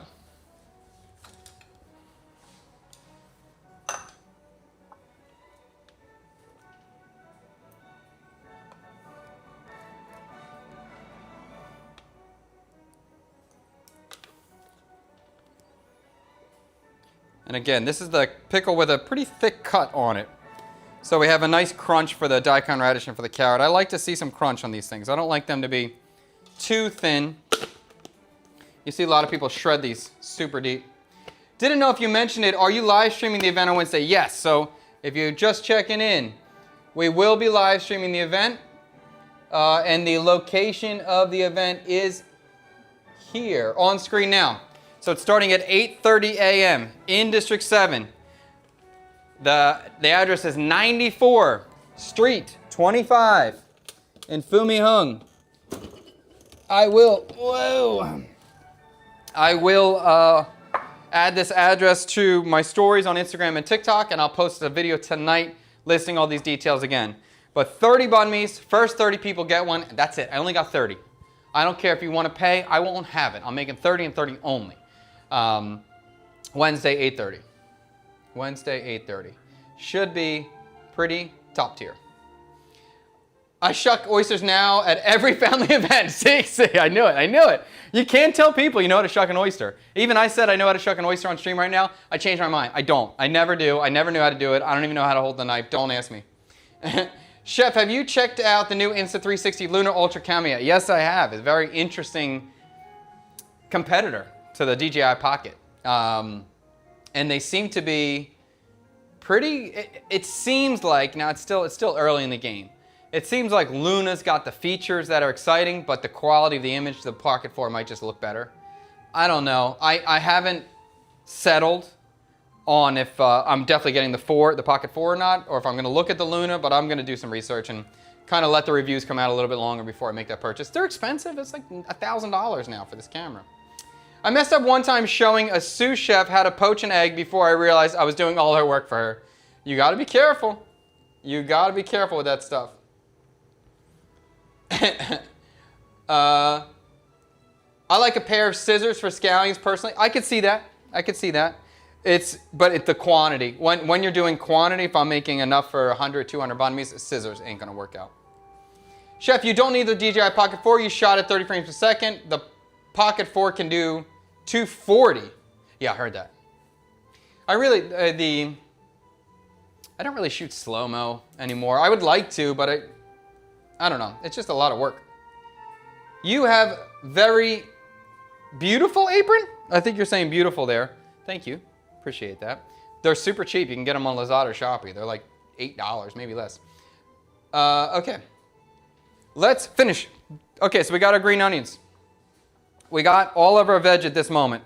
We're gonna go taste our chili mayonnaise and see how that marinade is working out, see if the heat level's good. So we've already added our chili to this mayo. Let's give it one more final taste test and see if the heat level is appropriate or not. And again, with this one, we want the chili, we want this mayo to be hotter than I want it to be. How do I phrase that?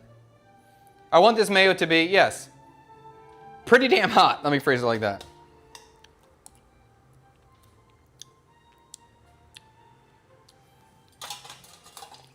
I think I can go more. It's hot. It's definitely hot, but take a bigger bite.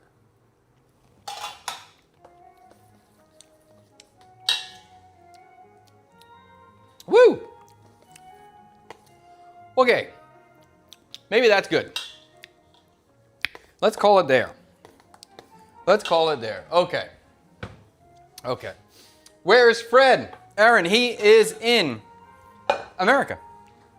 He's got a bigger trip in America. 2 months in America. All right, so we got our bread. This is not the banh mi I'm going to be using for the event. This is just the banh mi that I had. So it's the banh mi I had in a freezer, so we'll be using this for today. On the event, we'll have a different banh mi. There's a particular vendor I like a lot. This is just like a local supermarket one, but it'll work for the demo.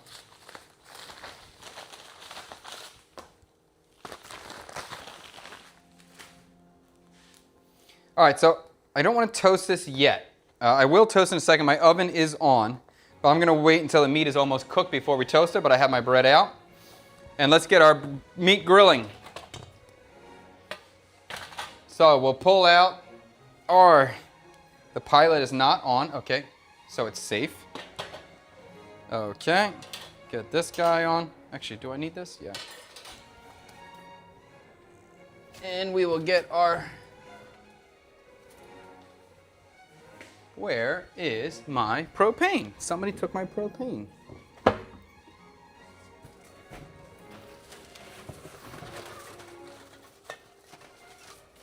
It's always good to have a wife. She likes to keep you on your toes and move stuff around. That's a very good thing, right?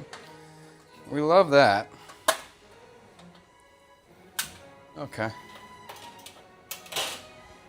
All right, so we have our marinated meat as well. If you're just tuning in, this meat has been sliced, marinated overnight with a extremely powerful marinade, which I will only tell you has sugar and fish sauce in it. There's much more, but it does have sugar and fish sauce. But it's kind of a secret for me. If I can find it. Where's my grill grate? Bummer. Okay, that's all right. We'll grill right on top. So we'll get this heated up.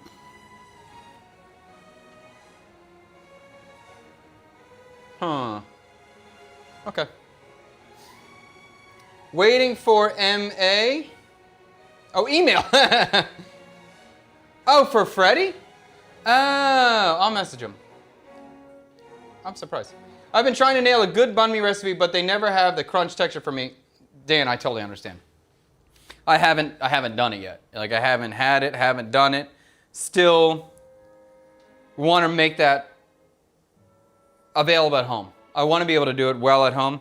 And even the home versions that you see online, they're not real. They have like egg inside, and that seems to be a way that people get away with something making a banh mi like. But to do it well is not an easy thing at your house. I'll definitely tell you, if you haven't tried, you need a bread improver in there, which is some sort of vitamin C. So you need some sort of citrus to help strengthen the dough. That is a secret, like a crucial step into this process. And the other thing is, I just lost it. I know you need the bread improver. Oh, and I also see that there's like a rumor online that that there's rice flour in banh mi, and that's what makes it light and crispy. That's not true. There's no rice flour in banh mi. I don't know how that rumor got started, and I also repeated that because I thought that was a true statement. Not true. No rice flour in there. That's not what makes it the crispy and the lightness. Okay, so let's start grilling this meat up. This meat is extraordinarily fatty, right? This meat is like fatty pork plus a lot of sugar. So this is a smoke, this is crazy smoke. Like this is not an easy thing to grill.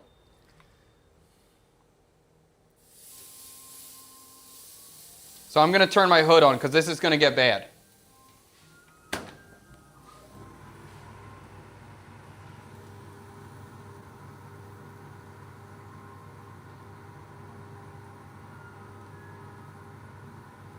I'm going to try to do it at kind of a lower heat so we don't burn it right away.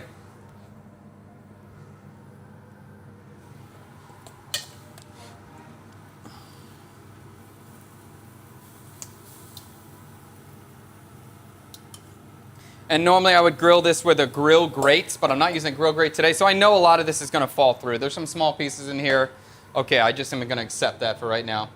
That's all you need. Sugar, fish sauce, maybe some lemongrass too. That's a good sugar, fish sauce is a good place to start. I wouldn't say it's all you need. It's good to have some other stuff in there too.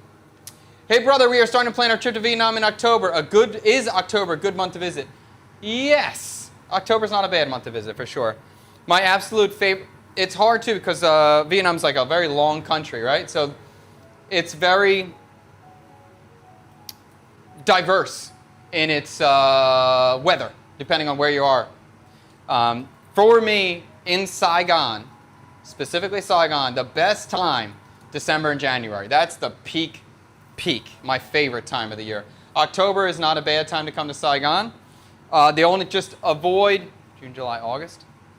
June, July, May. Avoid May.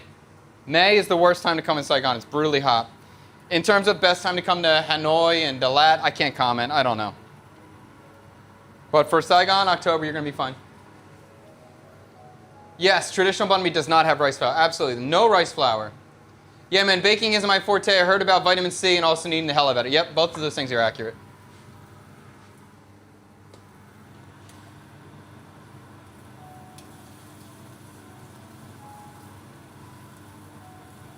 One thing that will be interesting with this banh mi for me is I think that Americans have a higher char palate. We like char. One second.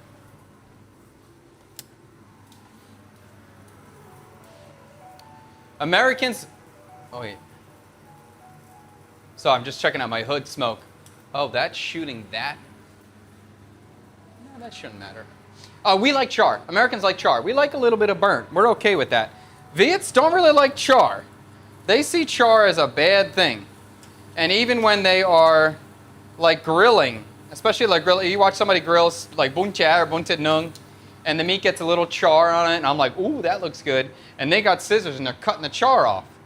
So we may have some, and I may pull back my char on the meat a little bit to accommodate them. I don't know. We may have some battles about, is this burnt or perfect?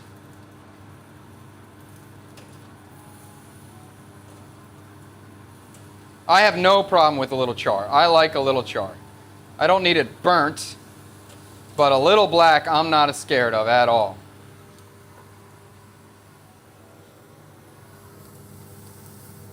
I'm going to turn the heat down because this does burn super easy. The burnt ends of a barbecue brisket is a feature we like char so much. Yes, I understand. I get it. I like it. A little.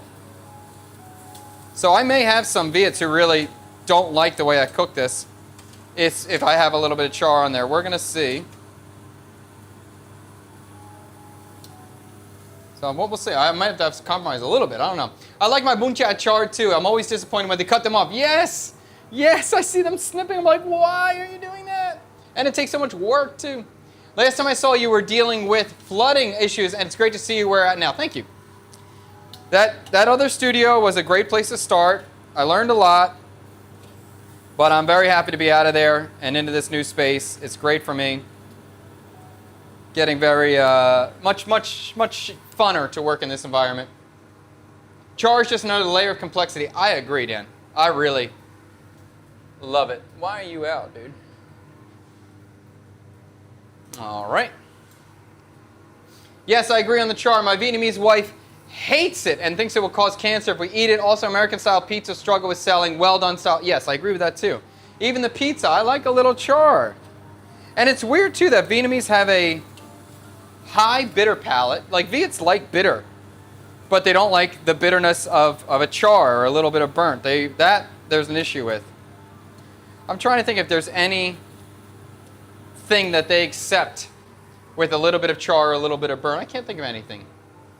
All right, I'm going to throw the banh mi into the oven now. Get it toasted. I'm going to set a timer so I don't forget, because the one issue that we have with the banh mi's,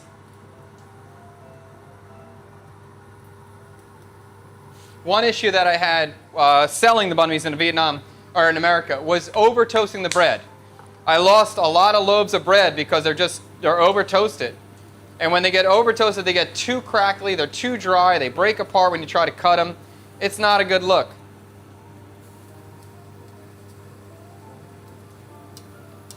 So I definitely want to be careful about this. Definitely be careful about this loaf. I only have 2. I can't screw it up. And when we're grilling this for the giveaway on Wednesday, July 1st, when we're giving this, we're going to be grilling on charcoal out on the street. So it'll be even better than it is right now. I heard you guys are moving back to the U.S. in the coming years. Is that true? It's likely. It's likely. I told my wife this might be the last house we live in Vietnam. I think I'd be happy to be here for 3 years, and then we'll go to America. We'll see, though. I'm not sure. I say 3 years, but who knows what happens in 3 years. All right, let's set another minute for that. Okay. Keep going back on this grill. Check this out. Can I get you closer? Let's see. Yup.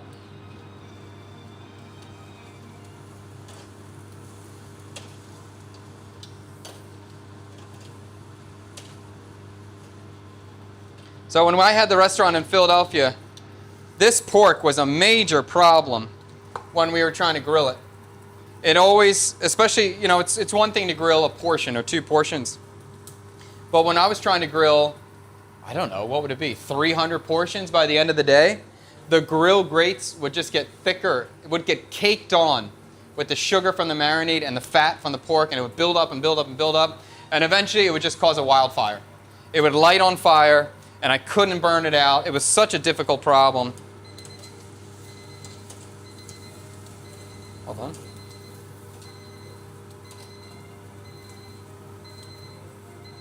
And it would be something like if we weren't that busy, it was okay. But if I'm busy and I have no time and I can't clean the grill between, it would eventually become a serious concern and almost like a real fire hazard before. So I'm trying to figure out solutions to this issue if we start selling a lot of these or we start doing this for real. I've seen like these grills, the Chinese style skewer grills, these long, what's that like? Not a teppanyaki.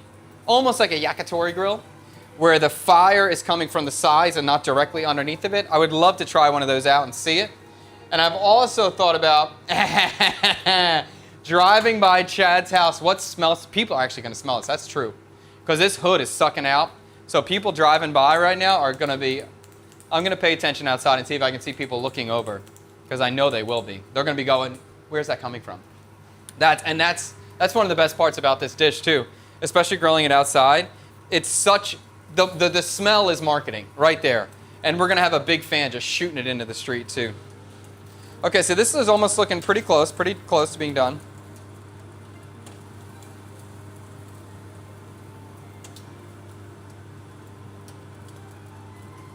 It looks shiny.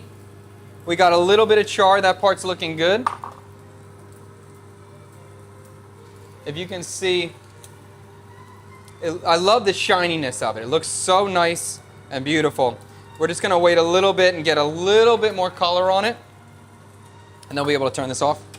Let me check this banh mi. Oh my God, don't over toast the banh mi, Chad. Woo! Close. Close. But it's okay.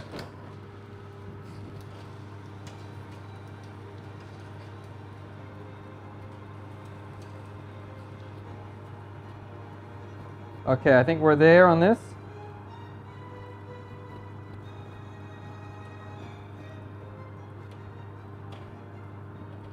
Okay, so I really do want to try the yakitori grill. And the other thing I want to try is like an al pastor, the taco. What's the spinning thing called? Like a gyro cooker or the al pastor where we're spinning around where the heat source is on the side and not directly under it. I want to try that as well. I know this sandwich is amazing. I have no doubt there. I just want to work on the cooking technique to see what's the best way to make this happen. Little char, no way, non-stop smoking, that's a go. It is smoking, bro. I saw a technique there. I used a tray of water in the oven when baking the bread and also spritzing. Yes, that'll work for the bread. And that's always a good strategy to get a crispy outer shell on your crust. Regardless if you're trying to make banh mi or sourdough, anytime you put water in the oven with your bread, you're going to get a thicker shell on the crust. Okay, so this is starting to look really nice, right? Super glazy. The color's deepening. And we're there. Yeah.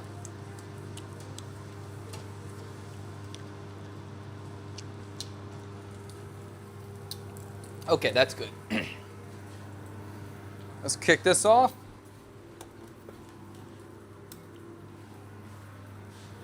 All right, I just turned the grill off. I'll leave the hood on for a second to keep pulling that smoke out as it's dripping. In the meantime, let's get this bread cut. Wait, wrong one. Please move to Houston so I can eat your food. Houston, if I moved to Texas, it would probably be Austin. We'll see. I am very, very curious to go to Texas, so I'd like to see Texas. Okay, so we're going to cut this up. I'm going to trim this down. This was, it's a little stale at the end, honestly, so I just want to get that down. Or a little dry, because it was in the oven. Usually it'd be a whole banh mi, it'd be better. Cut this down the middle.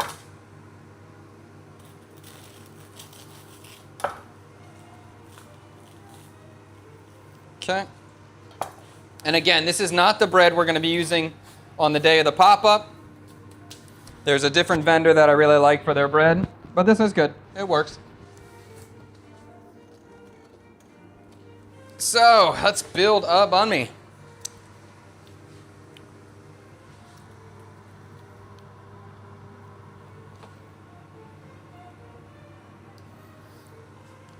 All right, so we're going to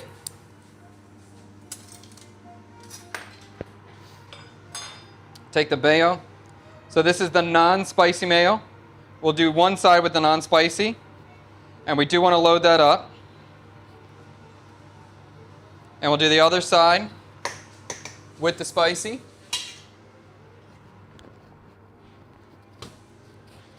So this is the same exact mayo, just with the chili added. So when someone orders a normal banh mi, this is how it's going to come. And then if you order a banh mi no spicy or extra spicy, if you order no spicy, you get two sides and no spicy. If you order it extra spicy, you get two sides of the spicy mayo. So it kind of works out. Easy for me to handle, easy for me to deal with different heat issues for people, and fast. So the mayo is on both now, right?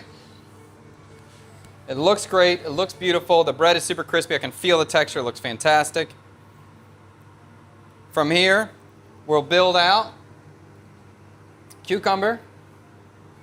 And I always like to do cucumber down the center. And when I have these pieces, it's always easy for me to shape it so I can find the right piece. So break a piece of half, and I want to have full completion.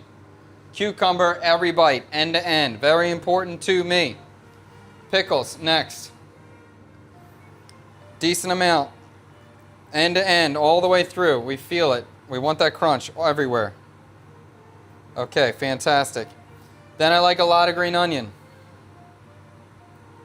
Covered, end to end, every bite. Cilantro, the same. A lot of cilantro. Covered, end to end. Load it. Okay, that's our base. Now we'll grab some pork.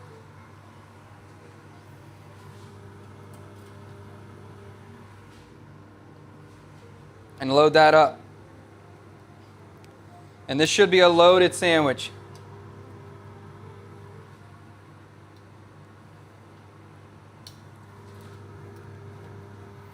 Go a little bit more.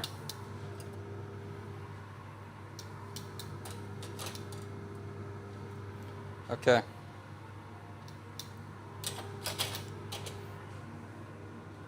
We can bring this in. Typically, I'm going to cut this. Oops. Leave it. Okay. Pretty fantastic. Turn that off, bro. Let's try this thing. I'm pretty pumped. It's been a while since I had one. I know they're fantastic. You basically have to open skewer. I don't know what that means. We found Texas Pete at HEB and we love it so much. Texas Pete's a great one. I like Texas Pete. Whoa, wait, no char means making any kind of fusion salsa would be difficult. The char is foundational of so many sauces. Yeah, but they wouldn't see it. So if you're pureeing a salsa, I think you're going to get away with it. Anyway, let's bite this thing. I'm excited. Here we go.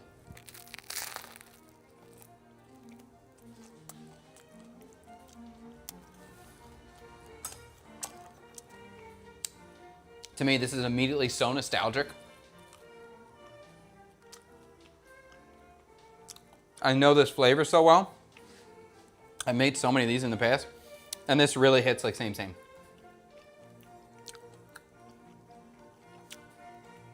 Same was the restaurant in Philadelphia, by the way.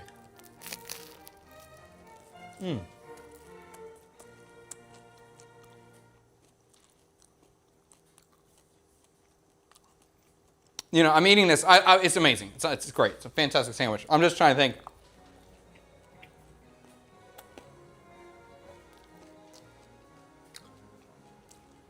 Oh, okay.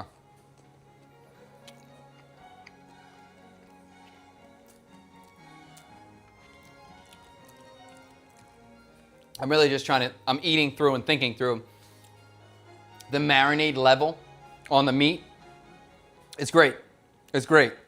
The last batch I made for the last pop-up we did at VPW, I thought there wasn't enough marinade on the meat, and that was true. So I've increased that to about 30% marinade, and it hits now. Super flavorful, sweet, smoky. Like, it's hard to describe why this is so, in my opinion, much better than what I typically find around here. The meat is just good. It's so savory. It's rich and sweet. There's a lot of meat on it.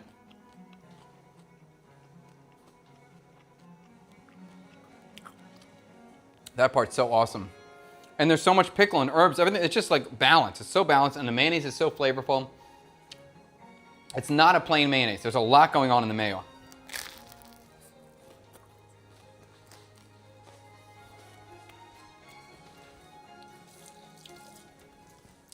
Is that a 10 out of 10? I don't know what to do better.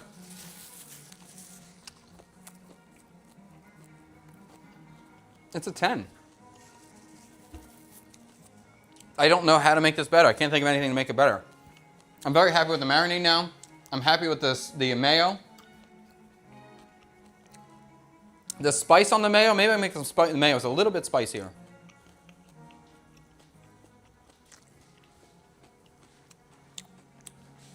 When you get the standard sandwich, it's going to have some heat.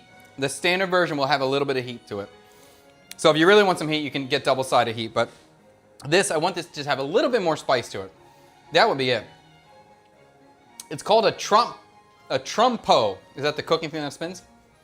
Since you'll be giving away banh mi on Wednesday, is there anything we can give away to you if we come? No. I appreciate it, but no. I mean, if there's something specific you have, I'll take it. But no. That's not the point. Chef I said you use sodium ascorbate, vitamin C. The yeast gives a better crust. Yes. Yes, and you'll see that as vitamin C. You'll also see it sold just as bread improver. You can find that in a bag called bread improver, and it is exactly that. Hello, my love. My sweet daughter walked in here. She made me a card. What did you make? Wow, look at this wonderful drawing. Very cute. And it opens up. And it's an elephant. That's a very good elephant, my love. That's a very sweet little elephant. Great job. You've gotten so much better in the last week of drawing. Thank you so much, Honey Pie. Is your wife from the Mekong Delta region? She originally is from the Mekong. She was born in Kinyang province, but she grew up in Lamdam. The mic is going from muffled sounding, then it would sound fine. Bummer. Okay. His audio is good here on YouTube. Okay. Curious on the price, $90K. I don't want to lay out the price point yet. I don't want to misspeak on price point. But it will definitely be more than 60. I will say that. 90 is very possible. The food looks good, Chad. Thank you. Just a heads up, we can't hear you. We can't hear your vent on YouTube. Great news. That's fantastic news. I'm officially jealous. Yes, I understand.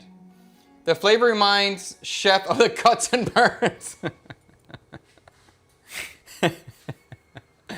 Sometimes, like, I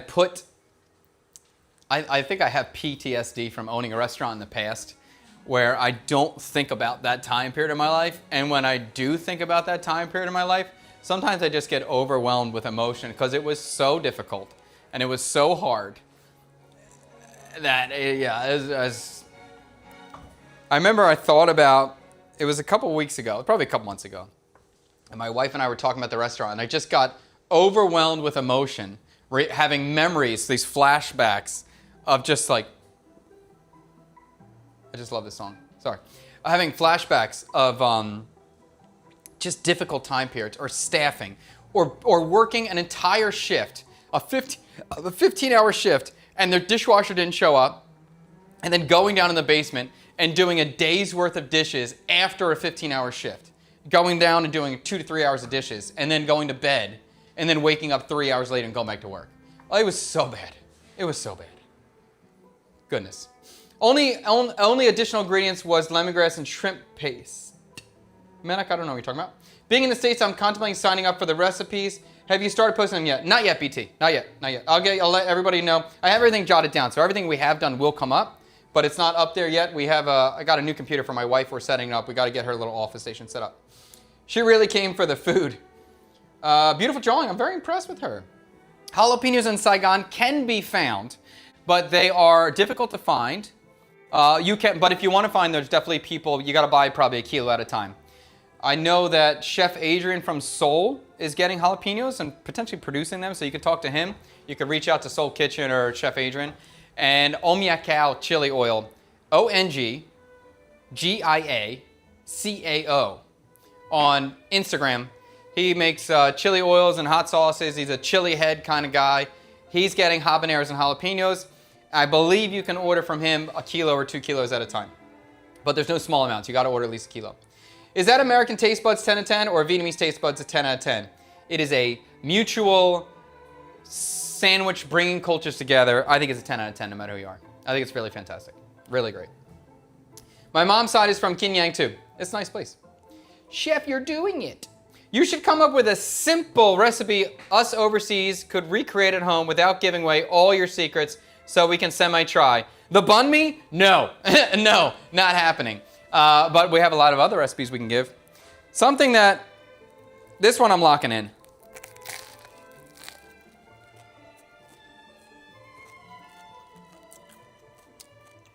This tastes so close to what we had in Philly before, which is so exciting to me. It's very bright. Very bright.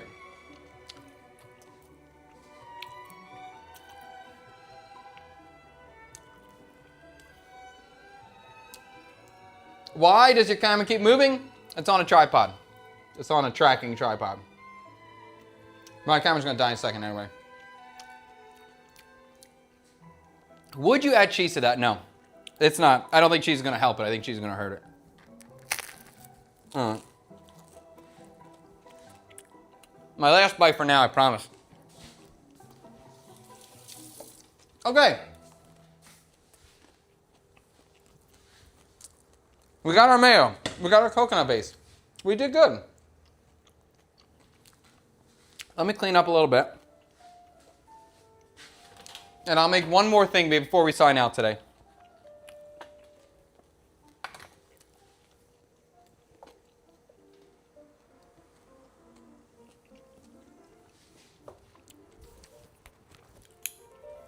Okay. So, you guys know, the banh mi is happening. Here. TikTok, you can't see it on screen, so make sure you follow along. I will post it tonight. I will post tonight on Instagram and TikTok and in the story. I'll post the address. Wednesday at 8:30. The banh mi pop-up is happening. Address is on screen right now. 30 banh mis and 30 banh mis only. Free to the first 30 people that come. If you want one, if you want to eat this, you want to try this thing, be here. I would come at 8:30. I don't know if it's going to be here by 9, honestly. There's only 30. It's going to go super fast. And if you're trying to come here at like 10:30 or 11, make sure you double check the stream first. Make sure you don't drive out here for nothing, because we'll probably be out by that time. So that's the banh mi pop-up. And then we have the VIP dinners. Hold on. The VIP dinners are starting now. Saturday, we have we're booked out Saturday. The following week, we're booked out. And the week after that, I'm not sure. But if you're interested in joining us for one of these VIP dinners in studio, you're welcome to come. You can message us at cksk@chadkubanoff.com or team@chadkubanoff.com. And usually we cook for about 6 people. Very small. Super limited seating. And it's really cool. I'm excited about it. But one of the things I do like to have for these type of situations is I like to have a lot of chilies. I like to have a lot of spice. I like to have a lot of heat available to those who like heat. So we're going to make a fermented chili right now.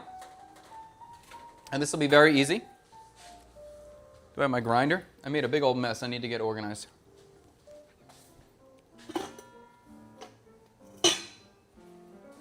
Oh, here you go. Oh, perfect. Okay, that don't matter. All right, so we're going to take some chilies, and we're going to grind them up. If I can find my little blade, good. And we're just we have these other chilies in here left over, so that should be no problem. Yeah, that's okay. We're going to take these chilies, we're going to grind them. And then we're going to add 2% salt and do a slow fermentation. So this becomes almost like a hot sauce. It kind of becomes like a chunky Tabasco. You could think of it like that. Tabasco is a fermented chili sauce that's strained. This is the same kind of thing, it's just not strained. So I think it's quite good. And I find that it tends to be quite hot, but people usually like this a lot, especially the big chili heads, they really like this. So I have a few different kinds of chilies in here.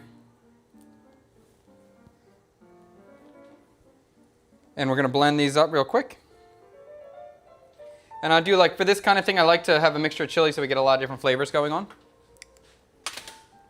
But it's going to be very simple. We're just going to straight up blend it.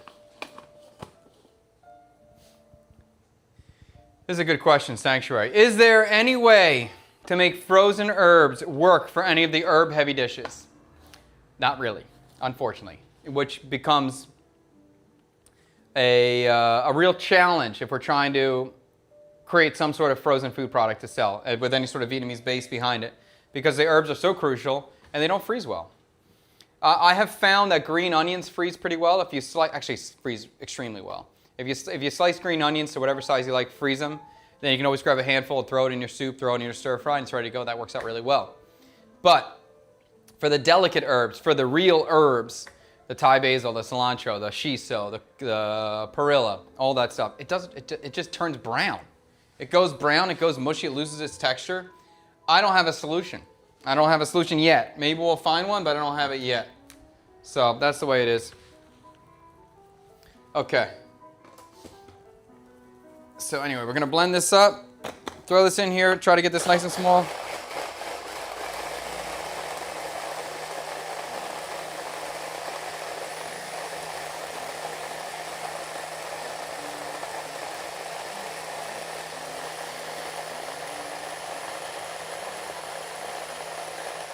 I'm going to throw a little garlic in here as well.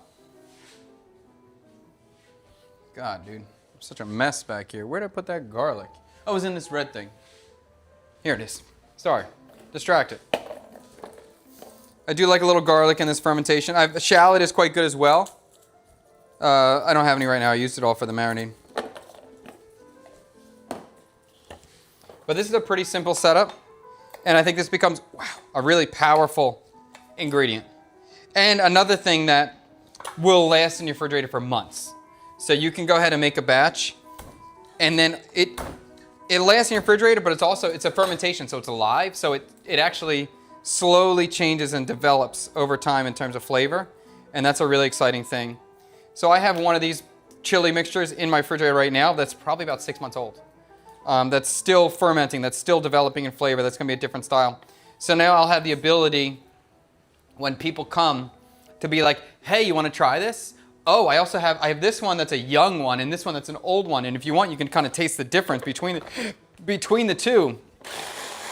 So when we're doing these VIP dinners, I always want to make them as interactive as possible and playful and keep it exciting and always have little surprises to share with you when you're coming in here. And a lot of those little surprises tend to be spicy. Okay. TikTok, I think my phone is going to die very soon. I don't know why it's not charging, but I don't have time to deal with it. So if it does die, it's been nice talking to you. We're not going to go on much longer, probably another 10 minutes.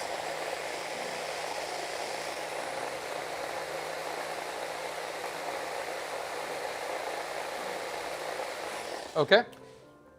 And I'll show you how simple this can be, or how simple this is. Whoa, my face. Oh my God, dying. The first dinner is this Saturday. Will you stream on Friday? Yes.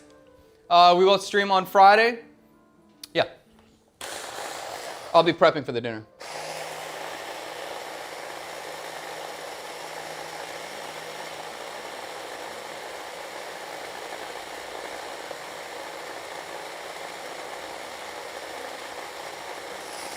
This food processor is convenient and nice, but not amazing. Not amazing. Whoa, my face is blowing off. One more batch. One more one more spin. Woo!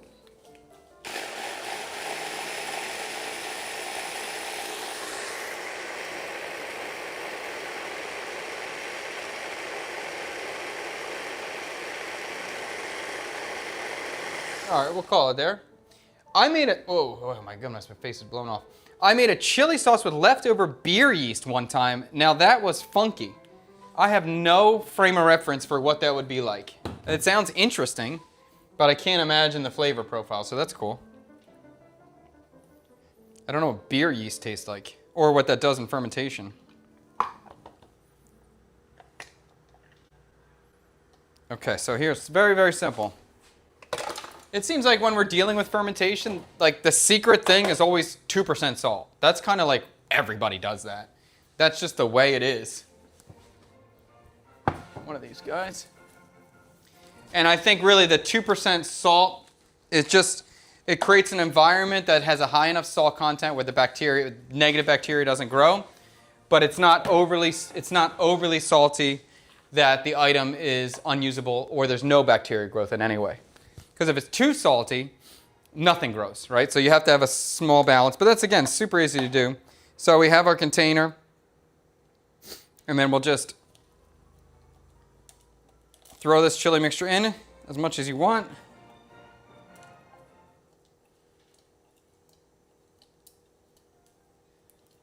I'm going to save a little bit more to add to my mayo because I do want the mayo a little spicier. I got 110 grams. Let's just make it easy. Let's take 100 grams out of here. Or let's take 10 grams out and just make it 100 even. Perfect. And so if we're doing 2% salt, this was such an easy number to do this at, 100 grams of chili mixture is going to be 2 grams of salt. Pretty simple.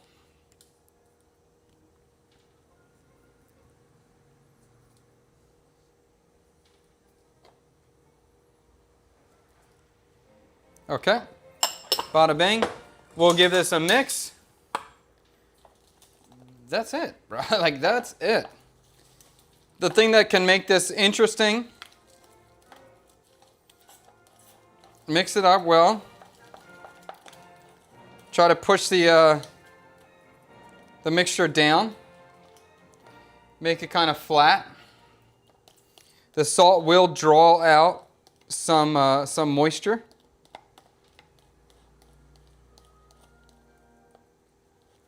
And as it sits, you'll see the liquid come out of here.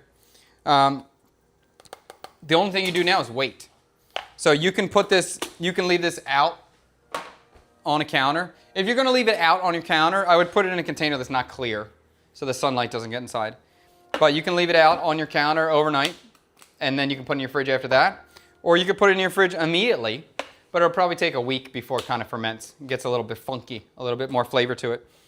The things that make this, I mean, obviously you can make this. It's super simple. And you just wait. I'll show you what it does. So this is like the same thing. Exactly the same mixture. This one has been sitting for a while. Oh my God.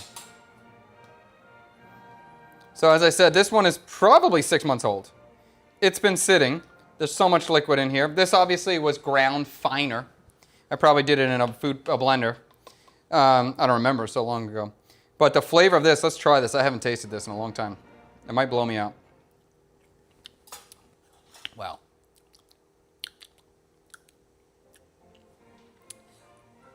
Whoa. I was going to say it mellowed, but no, it's still there. It just takes a little bit longer to hit you.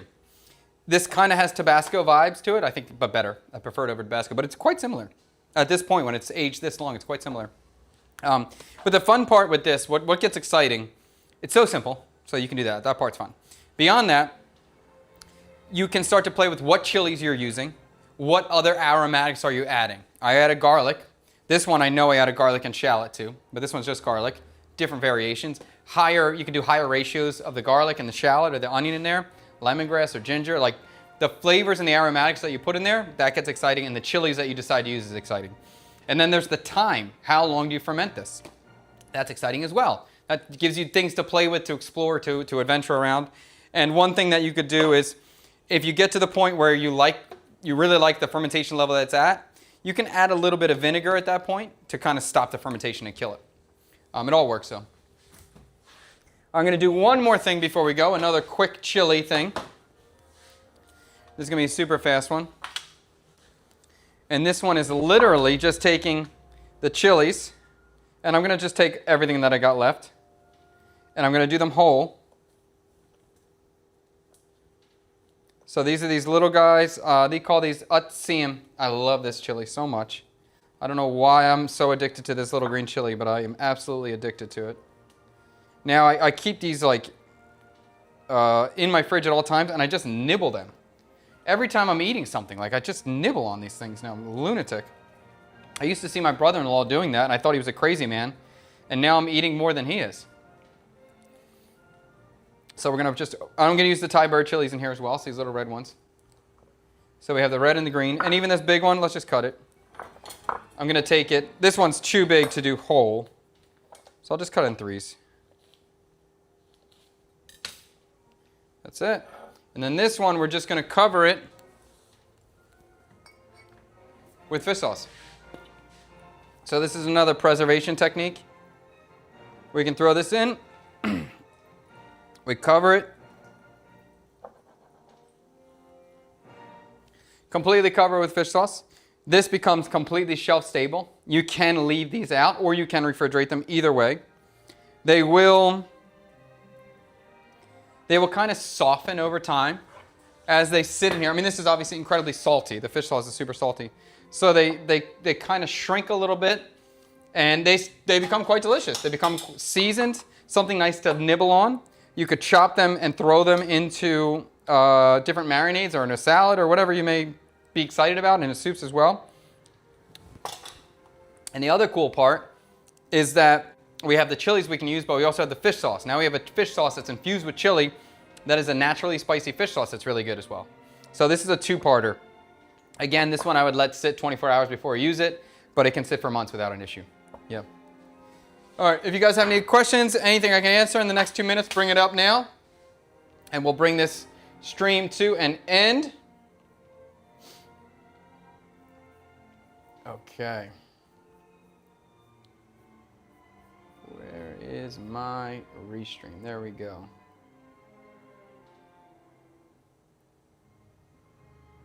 Okay. Have you done the Haiyang loop yet? No, I haven't done it yet. I do have not some desire. I have desire to do it. I'd love to do it. I just don't have time right now. It seems exciting. You seem happier now. It's great to see. Thank you, Sanctuary Play. We are figuring it out. Getting the situation down. I'm very excited about the direction we're going. I'm very excited to start cooking dinners again. I'm excited about the pop-up.